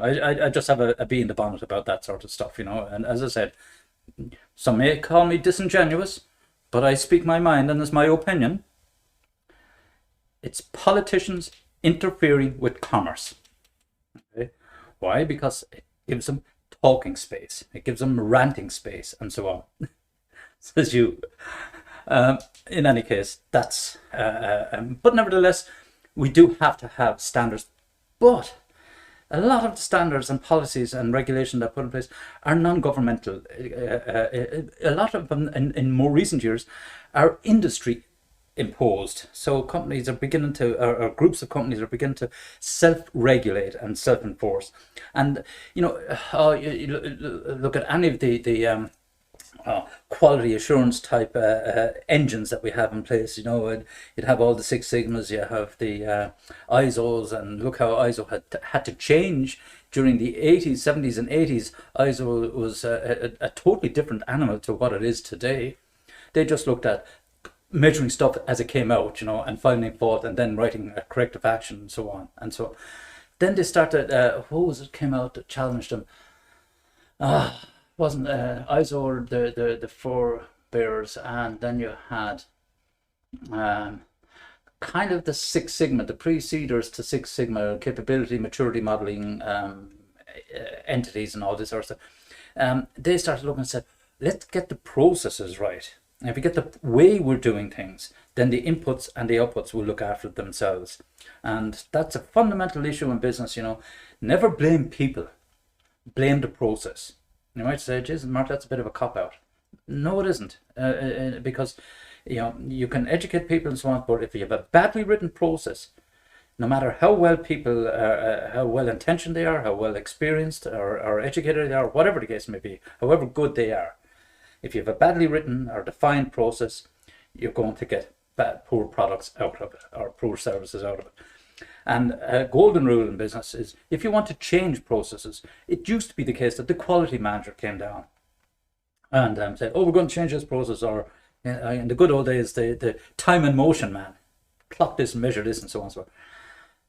Clever organizations are asking the people who are running the process, what improvements would you suggest? And they always have improvements. No matter what the process is, people find ways of either shortening it, improving it in some shape or form, tweaking it here and tweaking it there, but it stays up in their heads for the most part. So they'll be following most of the process, and then they'll put their own little tweaks in place and so on. And smart organizations, learning organizations, actually go down to those people and say, right, Mark, what do you think? Can we improve this process and so on? And in the right environment, Mark would be willing to open up and say, yeah, if you do this, this, this, and this, you might shave a couple of seconds off, a couple of minutes, a half a day, whatever it is, off the time of the process, or reduce components, or whatever. Ultimately, the efficient dynamics concept comes into play. Little tweaks here and there. It's how you get people to open up and so on and so forth to improve the process themselves. So never blame the people, always blame the process. And I know some of you probably say, you don't agree with me. Stand back and analyze it, and if you do, I know I was nearly going to fall into the trap of saying, do a risk assessment. Jesus, I hate that. But if you do a root cause analysis, you will see when you look at it, because there was a step missing in the process, or a step wasn't clearly defined, or some at a smaller level. And so that's where we have more self-regulation going on in organizations, or in industries at least. Sorry. Let me see, where am I get this? I've lost focus here on that. Now I have it. So again, all the next few slides are just going to reiterate a lot of the points, So, inventory management challenges, foster duplicatability of products and services, or faster duplicatability, a faster reduction in demand, requirements of new pricing policies, higher risks of obsolescence, and so on. These are all, and that's just with on the inventory side of things, okay? And how quickly can you find replacements? What are alternatives? And of course, we have all the technologies that would have helped in this, 3D printing and this, that, and the other thing, and so on and so forth, to help us to be able to duplicate products and services. And no disrespect to our Chinese colleagues, not even going to mention the other thing, but they are notoriously good at copying stuff and taking things apart. Russia, likewise. Russia are brilliant at reverse engineering and building bigger and better products. And Chinese says, BMW have their X5 Jeep years ago. There was one, a Chinese manufacturer had something that was identical to the X5 Jeep, absolutely identical, except for the name at the back. It was probably about 20 characters of stuff on the near the back. Do you think BMW went in with a mega lawsuit and so on and so forth? No. Why would they bother? Do you think we're going to get anywhere? A non-Chinese company coming in to take on the legal system inside there? No. The market is so huge. What are you looking at? 1.4, 1.5 billion people inside there. They could never service that, even if they collaborated with their duplicate companies or the imitation company. They could still never service the market. It's so huge, and it's very hard to get our heads around that size of a market. But nevertheless, that's what happens. But it's when it starts coming back into our own backyards or into our own markets and so on and so forth, how quickly other companies can catch on and copy and improve on your products. That's why another concept that I know someone picked up and said, the only thing you said there was on your PhD and MBA. I don't know why those two things came up, but I did these while I was in industry. And on my MBA, I looked at road mapping and technology road mapping. And the point is that the concept of road mapping is, I use this with entrepreneurs as well. Don't just develop a product. Look at the next version and the version after that. Because as soon as you come out with something, someone is going to challenge you. Therefore, you need to have what's the next stage. So don't put all your eggs into the first basket. Spread them out and so on and so forth. That's how you remain in some way sustainable. It's one method or one technique of staying sustainable. So a requirement of new pricing policies. This is going to change. Pricing policies alone right now are impacting supply chain. Product pricing has been driven up because of the transportation costs, the additional layers of cost. And investors have already seen late last year, vaccines are nearly on the market. They're still only in trials. Price of oil started to climb up, which is add another layer of cost onto your supply chain. And so these guys are speculating that economies will rebound extremely quickly. So those investors today would be balking at the likes of Tony Holohan saying, this could be with us now for another year, and we don't know what's going to happen after this. It could be worse again, and blah, blah, blah. They're probably fit to throttle because they see that they're investing in the price of oil going up, which it has done in December and January of this year, to almost pre-COVID levels of last year. These are all, so these they're going to affect pricing policy. Does that mean then that as a supplier you're going to have to kind of cut your margins to absorb some of these costs? Probably. Either that or risk losing market share. Because customers will find alternatives. Going back to point one, people will find alternatives. Sorry, not going to go for that. I find that next best, and their levels of expectation might change or drop, and they might go to another product and say, Jesus, that was actually find this better than the previous one. And you lose a customer, extremely difficult to get them back. So longer and more complex supply chain challenges, of course there are, because you're dealing with multiple suppliers from across the globe. And that's Cowley, the manufacturing plant for the BMW Mini. They have, I know there are Irish suppliers into it, but they have one kind of graphic showing the threads of their different suppliers from across the globe, all being delivered within half an hour of when they're actually needed on the production line itself. These are the complexity, because components, you'll go to certain countries for different types of components because of the cost, availability of those components, and so on, a whole myriad of reasons and so on that you might go to these other countries, and the cost of shipping them back, in terms of the quality that you would be getting. It might be far more expensive to set up a production plant in the UK or in Ireland to make the same components where you can get them done somewhere else. And this is one of the big balancing acts in supply chain. Is it more cost effective to source them at the other side of the globe and have them shipped over to us with some levels of guarantee that they get to us on time, as opposed to building a manufacturing facility on our doorstep to make these components? And usually it's the case of sourcing them elsewhere. And these are the trade-offs. The Canadians are great for getting oil out of sand. They have these very rich deposits of sand with oil in them. And it's only when oil goes up to a certain level, I think it's close on, is it $80 to $100 a barrel, or maybe more. I can't remember precisely what the figure is. But when it goes up above that level, it becomes economic for them to harvest the oil out of sand. Below that, it's cost prohibitive and so on. And the oil producers know that, so they don't want another competitor. So they manage prices such that they don't let it get too high. They don't get too greedy. Otherwise, they bring back in all this other competition and so on, and they're left with piles. Obsolescence. And then, of course, we talk about technology. We talked about the internet, connection 24/7, social networks. I've already bantered on around that. And world's knowledge pool connection. So opportunities for collaboration in supply chain. So working with other companies in other countries and how they're doing. I think it's Volkswagen. If we think that the smart car production facility in Hambach in southern Germany, France border, if we think they're good, where they have all their first and some of their second tier suppliers all co-located, brilliant idea. If you think that's good, Volkswagen have a plant somewhere in Brazil making some type of Volkswagen van. They have been for a number of years. No one has ever seen the insides of it and seen how it actually works. But apparently the way it operates is that the suppliers themselves come together and manufacture the van. So Volkswagen don't have a physical presence and don't have an assembly line. Their suppliers do the work for them. Remarkable sort of stuff, but that's the way it's going. That's where it's heading. Why? Because it's only another layer in the process of assembling all the bits and pieces.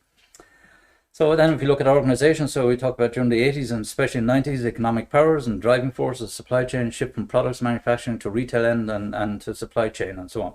So, you know, really what that's saying to us, you know, back in my day, you know, companies built stuff and they put them on shelves and take it or leave it. You went and you bought it and you thick all consumer rights back then, certainly. But that's all changed. There's none of this building into stock and get it out there and on the expectation it's going to sell just because you built it. If you don't build what customers actually want, then you're going to go out of business. You're going to waste a lot of money. And that's what the shift is they're alluding to here. So now getting to understand more insight, and that's why marketing had become such a popular function, is to get an understanding of who our customers are, what they actually want, and translate that into requirements or into products for manufacturing. And you'll have the age-old battle between marketing and operations and so on. Marketing will say, we'd sell more of this if you could only make it, and operations say, well, we'd make enough of this for you if you could just give us more precise quantities and so on and so forth, and stop being so erratic about it. So there's that constant battle going on. But really, technology has come in to help that an awful lot more, because now manufacturers are able to get directly from the customers the levels of demand, because we're almost seeing it in real time. Point in case, you go down, you buy products down in the local supermarket and so on, where you use the EPOS system, you click Leaper on thing, that's updating a database in the shop, which in turn updates a database probably up in Musgraves, either here outside Leixlip or down in Cork, which in turn feeds directly back into manufacturers or suppliers database, so the supplier can actually see our products here.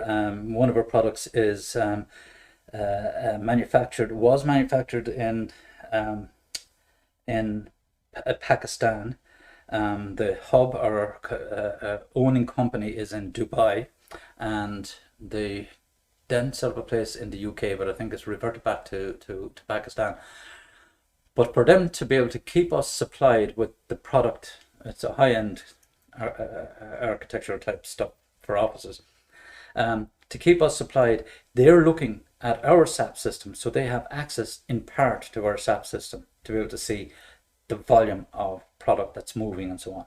So we don't even have to place orders with them. They're able to see the rate at which their product is selling and so on. And we can give them an indication if we see that there's an opportunity in a particular office development or in a particular building and so on and so forth, the likelihood of a deal coming on. So they're able to pre-plan schedules to be able to deliver if and when we should need the products in advance, all through the technology link. That's why information flow is such a critical element to effective supply chain management. What are we talking about here? Oh yeah, collaborations here, scheduled deliveries, which I just talked about, rainbow pallets, which is a mix and match of all your different, you'd see that in Musgraves. You'd have all the individual lorries of different suppliers coming in on one side of Musgraves. Yeah, the big place just there, it's just near Kilcock, not Leixlip. But just on one, and on the other side you'll have the SuperValu, Spar. What are the other ones there? There are 5 or 6 of them in there. Lorries going out on the other side with mixed pallet, all different. So those crates that you see sometimes in the shop floors, they're essentially what's known as mixed pallets, but so high with the different products and so on and so forth. So they're pick and mix. So you know, traditionally pickers in warehouses, they're worth their weight in gold, because they're not only they're fast, but they're extremely accurate. Now we do use a lot of machinery to do a lot of that sort of stuff as such, you know. So yeah, that's what we're talking about when we're talking about rainbow pallets and so on, and advanced shipping notice and so on. Having all the documentation, because again we have the technology there with the likes of our SAPs, our CRM systems and so on. So the orders are matching up and they're becoming more precise. There's, do you know, for example, when one of my other favorite technologies, radio frequency identity tagging, and RFID, and you have barcodes and so on. So the RFIDs are basically literally just a grain of sand, and they're all unique, and it's a way of tracking. So you put an RFID onto a product that's unique, and you can track it, and so on and so on. And there was one particular warehouse, again, I think it was in Germany. No, it was a German company that developed the software. The problem with one particular warehouse was that in one location, products were their physical and system stock reconciliations were out, and they found that there was a dump file where products that couldn't be identified correctly start to populate this dump file or on their system. And when they went in, they analyzed what the hell. But what was interesting, they found it was products that were put on pallets, were stored up in pallets, which were close to the door, which was a huge electric engine. Press the button and the door will wrap up. But the electromagnetic field was affecting the RFID tagging system on these pallets that were in close proximity to it. So what the German software basically went in and did was, well, we know what the orders are. We were able to, by process of elimination and creating what's known as metadata and so on, so they were able to analyze and repopulate the correct or reassociate the correct barcode with the products that were, should we say, affected by the electromagnetic interference from the motor and so on. So they were able to repopulate that, brought it down to virtually zero. So they were able to run the scanning. So otherwise they would have had to clear that side of, which would have been waste space. Okay, so again, these are the, there's parts of the benefits of all these advanced shipping notices, so we know in advance. And still, 2 weeks, 3 weeks, 2 weeks into in post-Brexit and so on, and we're still having issues in this area. With all the technology that was there and people knowing about it and still, but that's not the problem. The process has changed. Different layers. Oh, we should have had this and we should have had that. And that's what's causing the frustrations, the teething problems right now in inter-UK and going to and from UK. And really, a lot of the solution to a lot of these problems is bypass the land bridge. Just go the other way. And they did. They put on, but they left it pretty much to the last minute to start putting capacity in place to have additional shipping routes and so on. So sharing point of sales data to mitigate the bullwhip effect. Now the bullwhip effect has nothing got to do with a dirty weekend in Amsterdam. Not that I know anything of the sort. Bullwhip effect is, if you flick a bullwhip, the wave gets bigger as it goes back, right? You follow me? So if you're in the retailer here, people come in and out of the shop, rise and drop in demand, increases maybe in during the start of the month and decreases in the middle of the month and comes back up again towards the end of the month. It starts the next month. So you can keep the stock in place, but if you're not passing that information back, you can have situations where the manufacturers of some of the components way back on the supply chain, they could be working 2-day weeks and then suddenly working 7-day with 3 shifts and so on because they can't get the information together. That's what's known as the bullwhip effect. It's pretty much obsolete now.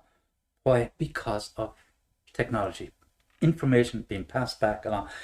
Before, companies were extremely protective of, oh, we don't tell them about that, just don't let them know how much sales, and they'll be wanting more for charging us more for the components and so on and so forth. But again, common sense prevailed and said, we better tell them more and more about the sales, because if we can guarantee that these levels of sales and we pass this information back as quickly as possible, they're able to manufacture, they become more efficient. If they're more efficient, they can reduce price, therefore they can pass on the savings to us. And if they do it right back along the line, everyone's a winner. So it's seen, and that's why these collaborations are so important. And as I said, with collaborative partnerships, we'll be looking at these and the techniques and so on and so forth later on. But that's the whole point about that, sharing the data. One of my own principles of work is knowledge is power, but sharing it is even more powerful, because you might know stuff now and you think you're the king of the hill because I know stuff that no one else knows. It has a life expectancy, and that's where you guys would know this more than my daytime students. We'd have when we talk about managers, you have the Teflon manager, your Magpie manager, your bottleneck manager, and there's probably a few more in there, the seagull manager, right? And these are real behaviors amongst managers. So, a Magpie manager, you go to him with an idea, and what does he do? He said, "Oh, geez, that's a good idea, Mark, but we won't work on that now." A couple of weeks later or 6 months later, "Geez, wasn't that a great idea the manager had there?" and so on and so on. He stored it in the drawer. He's Magpie. He took your idea. Or the seagull manager who swoops in and takes the credit for the work that you're just after completing on your project and so on and so forth. They are real. They don't write about these in the books. They have other nice, I was going to say respectful, how can they be? But they just have nice terminologies for these different behaviours of managers and organisation. But the reality is, we put nicknames on them as such. The seagulls and the Teflon manager, self-explanatory. Nothing sticks. He gets away with murder and so on. But they exist, and this is why information sharing it, because it could be valuable to somebody else. And that's why, again, looking at what's going on in other industries, other countries or companies in terms of knowledge, you'll pick up something that they might be thinking, "Oh, sure, we've been doing that for years. That's, geez, if we only knew about that, we could be doing," and so on and so forth. Jesus, take it away.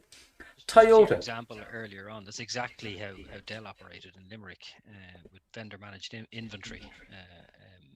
Yeah.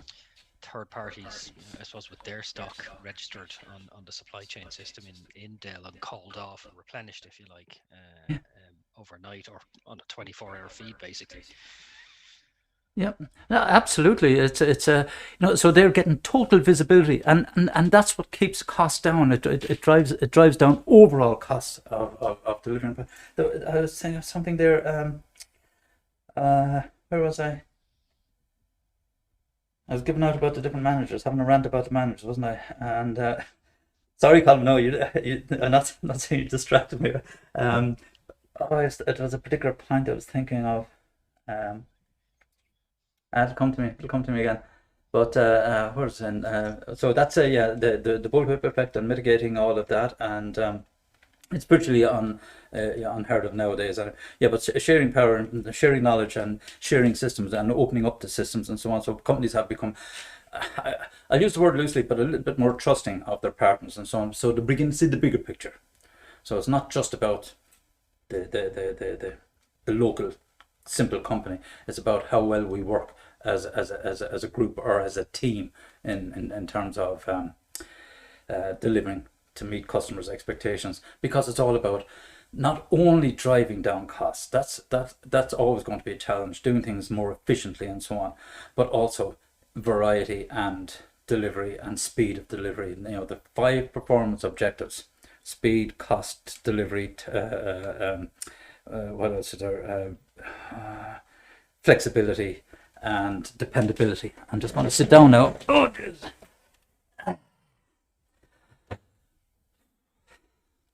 Take the weight off the floor. And again, a power consumer, high quality product service tailored for customized products, and that's the concept of mass customization. That we talked about earlier on. Give customers what's the mini stat again? The mini car has something like 2 million permutations.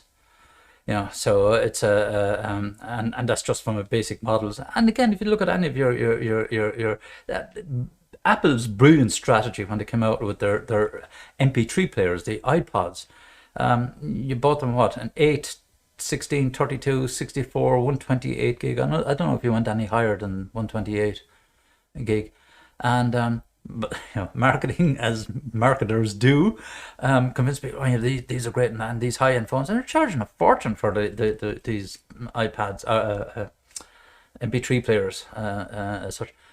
But who puts 120 gigs of music and videos on there? Who sits down to watch videos all the time on a phone, for starters? But more importantly, music. Why would you? Geez, you couldn't listen to all that music in a lifetime, back to back. But again, it was a brilliant strategy. Price points, having available on different sizes to meet all the different demands. And of course, what was ultra brilliant about Steve Jobs' innovations and as such was that it morphed into a phone. that MP3 player morphed into phone by just putting a bit of phone technology, slight upgrade of the operating system. An MP3 player became essentially your first Apple phone as such. And phones are not phones anymore now. They're entertainment communication devices. There was anything else on that there? I need to call it tailor customization, convenience, responsiveness, and flexibility, omni-channel distribution strategies. Again, more detail later on. But again, how do you get it to your customers? Do you have online sales? Do you have retailers, and so on? Do you have agents, brokers, whatever it is? How many different ways can you get your product to your customer? That's essentially what our omni-channels are, and to be able to service all. For me, the slide is very blurred. I'm not sure if it's the same for everybody. Like, it got blurry. It started off fine, but it got blurry there in about 5 minutes. What time is it now? 9:30 nearly. I'm just wondering what's on TV. Past, yeah.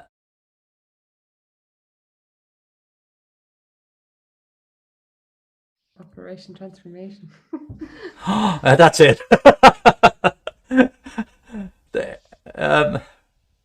Any better? No. No?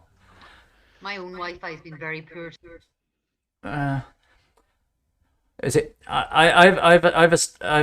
a dashboard up here in front of me, and I have 0 frames missed due to rendering lag, and I've definitely no skipped frames, and my average time to render a frame is now running around 20 milliseconds.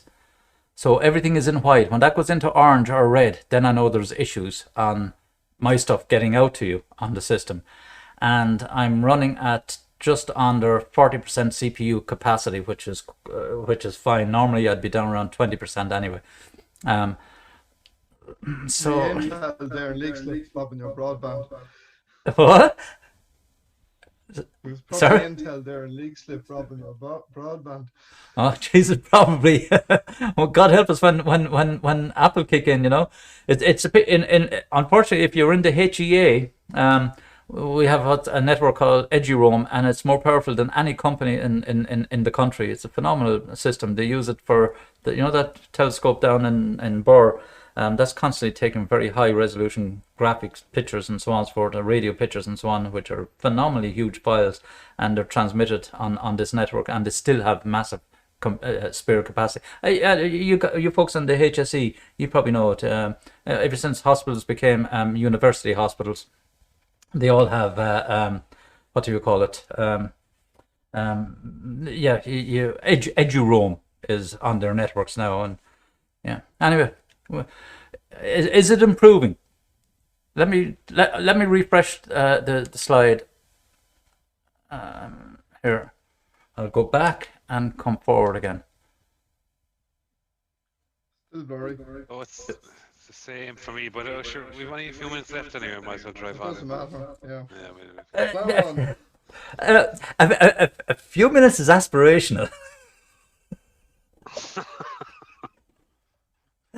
Look, the worst case scenario. Mark, when you're hurting. Sorry. I said you can do it. We've every faith. Okay, I should actually be flying through these ones here now, because we've talked about them earlier on. So what else have we? Government policy, financial sectors and influences there, and making business more cognizant of supply chain management, impact on efficiency and cash flows. Cash is king. Golden rule in any business and as such, and communications industry, a component of information technology, leading dramatic improvements in logistics, which I've already told. My background is in telecoms anyway. I worked with Ericsson and what do we call it, Technomen, or Technotree, if you pick that up on the thing, and Meteor. I was head of products and services above up in Meteor, and so on. So the bottom line is, communications industry. That's why when I say, the likes of 5G opening up all these data networks, it's going to make a lot of this stuff, an awful lot more data available to us. So it's going to seriously, but deregulation of licenses and networks for, in telecoms for years ago, would have had a big impact on in terms of costs. and companies putting systems in there to be able to use the networks as such, you know. And then transportation, expanded services beyond transportation, with service providers' role evolving to outsourcing partners and so on. And quite simply, that outsourcing could be, you know, final manufacturer, or one very good example of that type of approach would be, you know, the tarmac for roads and driveways and all that. That bitumen leaves Brazil, I think it is, in huge container ships. They don't even have a customer when it's on the high seas. It's only when they get within reasonable proximity of Europe, then do they start looking for customers. So for all intents and purposes, it's a floating warehouse or holding point. And you begin to see some of that some of the manufacturers, some products are actually being manufactured in transit. And that's kind of where it's going in I would say that in future, depending on the type of products there are, but certainly certain levels of electronics can be done. You could find that you know, while it might be in some part of a container holding, you might have a group of people coming in and say, well, let's take all these sub-assemblies, put these together and put them back in. The volume's still going to be the same. Put them back into containers and ship them on. Possibly see something like that. Maybe I'm clutching at straws a little bit, but I suspect that's in certain areas. Processing would be another one, I'd imagine, those massive ships at sea. Yeah. And they've finished the expansion, haven't they, of the Panama Canal? That's open now, isn't it? This last couple of years. I mean, what was the documentary I saw there on the side? You know, ships that are carrying as many as 23 or 25,000 containers. It contained TEUs, equivalent units, which would be about, we'd say, a half size of a 40-foot. Essentially is what, so they usually measure in that size anyway. So I mean, they're absolutely huge, you know. So are you going to have some of that manufacturing? Absolutely, in transit, I would imagine, you know, if it's not already been done. And here's just an example of how this has all emerged over the last 30 or 40 years, essentially, you know, coming from activity fragmentation in the 60s. You know, I mean, God Almighty, when I worked in Ericsson at first, we had a purchasing department. When I worked in Kent's in Clonmel, an electrical contractor and all that, I mean, we had a massive purchasing department. There was an army of blokes inside there buying components and organising to have them shipped to site and all that sort of stuff. You know, what was the one down in Limerick, Alcan and places like that. You know, you fall into a pothole there. If it was wet, you drowned, or the place were so it was a huge site and so on. But anyway, you had all these massive different. So most of these have either been obsoleted by technology or merged, and now we just combine it all into this one concept or umbrella of supply chain management. So all of these subcomponents, a lot of them, order processing there, distribution planning, finished goods inventory, all of those, they're all handled mostly by SAP systems now anyway. And even SAP itself, you were to buy SAP a number of years ago, you wouldn't get change out of 10 million for implementing a full-blown version of SAP and so on. And through the late 90s, pretty much the late 90s, early 2000s, anyone who could spell SAP, okay, some people say, it's not SAP, Mark, it's SAP. Freaking SAP, for simplicity. Anyone who could spell SAP were consultants. Yeah, but SAP then themselves kind of were getting a bit of an ass kicking because there was rubbish happening outside there, and their reputation, that was built by a couple of IBM engineers, software engineers, brilliant guys, and so they took it back in house, and you have to go through some really rigid verifications and so on for it to be a SAP reseller. We deal with a company in Cork, TSG, and they're SAP resellers, and we have a SAP system. So they cleverly, SAP brought out more affordable versions, slim down versions of SAP for, you know, you can 10,000, 20,000 a year license fee for a version of it, you know. And in the last 5 years, they've more or less said they don't sell your local operating system version. It's all cloud-based and so on, versions of SAP and so on. So all of those functions are all embedded into SAP. Stick on a CRM system on the front of it. Bob's your uncle. You have a complete suite of technology modules that will very effectively and efficiently run your organizations for you, and including all your transportation planning and supply chain planning and so on, down to the minutes, literally. Anywhere it can help you to save money. And here again, is just another, the basics, I would say you have, and I've said it several times, you have retailers, wholesalers, distributors, manufacturers, and contract manufacturers, and then suppliers, and supplier, and so on. And this is fundamentally what you have: products and service flowing in both directions, information flowing in both directions, the linkages with integrated systems. And of course, the money is automatically transferred. In the SAP, in the case of the smart car, all the suppliers get paid when the car is complete and going out the door. They don't get a penny until that happens for any of their components, whether it is the engine or chassis or whatever it is, all the individual suppliers. It's only when the car is finally complete. So again, it's just a superb example of a collaboration between different suppliers and manufacturer. And then the demand flow. So again, that's why we say we mitigate the bullwhip effect using that. And this is just another way of showing how, to try to give an overview of the complexity, so you can have, one, chip manufacturer, for example, could be up here in one of these. That could be Intel here, and they're selling to different industries, whether it's telecom industry or computing industry or whatever, or into other consumer. So all and even chip, the size of the expansion that's going on right now over in Leixlip, which is, that's kind of on hold at the moment. I think they're building 2 or 3 new fabrication sites for chip manufacturing, for new types of chips. For again, it's not just for computing. It's right across the road for me. It's absolutely massive, isn't it? Yeah, it's because they're going to use chips and all. Again, why? Because Internet of Things, data, and being able to track stuff, read and write data from in real time, because the networks are going to be able to support it. That's what they're building. So there's a whole new. You ever heard the expression? What was it? Your known knowns and your unknowns, if you follow me. These things, and you say, well, what are you talking about, Mark? There are opportunities we can't even conceive of yet, but these guys are just putting the platforms and bases in place to exploit whatever kind of opportunities do come up down the road. And then supply chain flows, again, this is just the money and the information flow. We've talked about it several times, and your cash flow, cash management, that's a critical one. Management of working capital, or your working capital cycle for the accountants amongst you.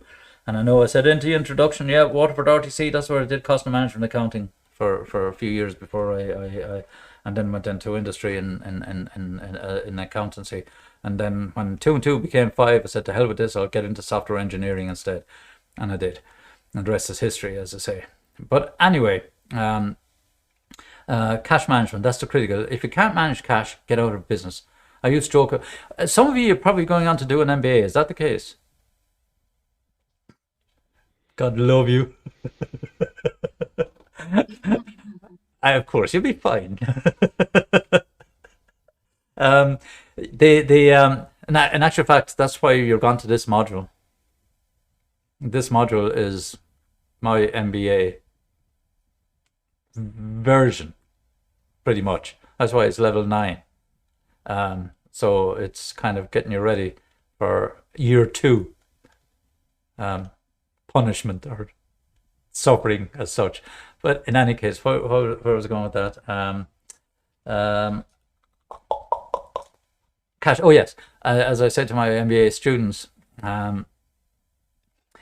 2 words, 2-year program, in 2 words: cash flow. And that's an MBA.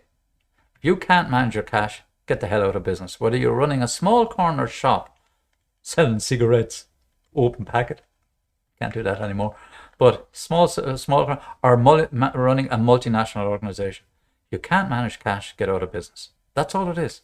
It's just layers and layers of money in, money out, pay the bills, out again. Seriously, that's all it is. That's simple. And so again, major supply chain issues that we will be facing and that you will be aware of, and the supply chain network itself, if any part of the network goes down, or if one of the companies, if a fire happens or a natural disaster happens to one of your suppliers. That's why HP had a brilliant strategy. When they were up here, and they had what's known in their manufacturing sites, they had swing sites. I don't know, Colin, do you have it in Dell as such? But depending on what part of the globe the demand came up for.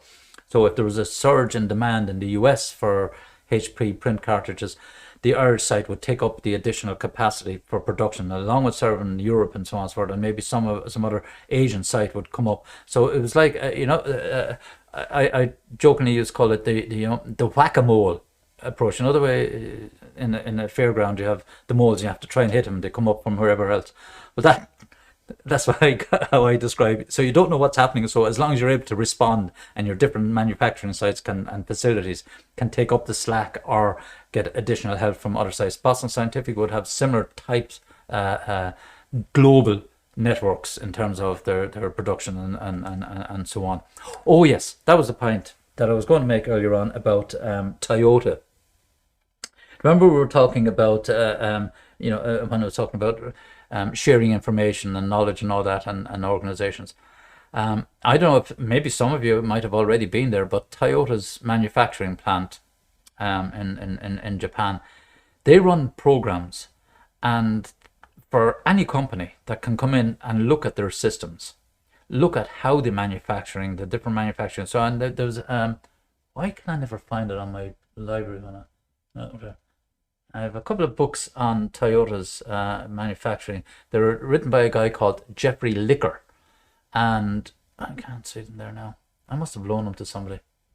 Freaking hell, I'm worst for that, doing things like that, giving books out and not remember who gave them to. Anyway, this guy Jeffrey Licker writes, has written ostensibly about Toyota and the Toyota way, Toyota principles. So anyway, the companies can sign up, and they're costly courses, programs to go on, to sit in and to go down, and they'll give you the manuals. They'll say, here you are, this is how we do it, blah, blah, blah. And even whatever software and variants of software they're using on their systems. And some people will say, well, Jesus, why would they do that? That's giving away how they actually have other operations managers, R&D guys from other car companies coming in to go to those programs to see how Toyota are doing things. Because probably the best lager in the world, they would probably have the best quality in terms of manufacturing and so on. But the simple answer to it is, it's like, colleagues ask me for my notes and so on and so forth, and I say, yeah, off you go. It's not what they do, it's the way they do it. Do you remember Bananarama? And I'm getting a few hints here. Time, Mark, time, gentlemen, please knock it off and so on. I'll start winding it up now. But the bottom line is Bananarama from the 80s, I think it was. It's not what you do, it's the way that you do it. And that's where we're going here. Is there anything else in there? Talent management. Oh, Jesus, yeah. Managing people and so on and so forth. The rest is straightforward performance measurements. The data we collect and what do we want to measure and how do we know what to measure. And that becomes critical as well. You don't measure everything and gather data on everything because it costs. Therefore, you have to be very careful to know what you want and why you want to measure it and so on and so forth. So these are, but we will be coming across these as we're going through the program. And since people are beginning to jump ship already, I'm down to 35 out of 47 or 48 that started up here this evening. We'll just have a brief look back. Next week and on these last couple of slides, just to paint the final part of the picture, put the jigsaw together, and off we go. Happy days, Matty Hayes. And anyone from down the south will know what that means. Any questions comments, insults. None that you want to pub? No. No. Good man, Mark. It was Good very night. good. Thank you. Thank you. Good night. Not at all, folks. Listen, we'll see you next week, please God, and I'll get this up as soon as I can onto Moodle for you, alrighty? Or YouTube and the link. Good man. Thanks, Nice. Mark. Take it easy, folks. We'll see you again. You're more than welcome. Good night. Nighty night.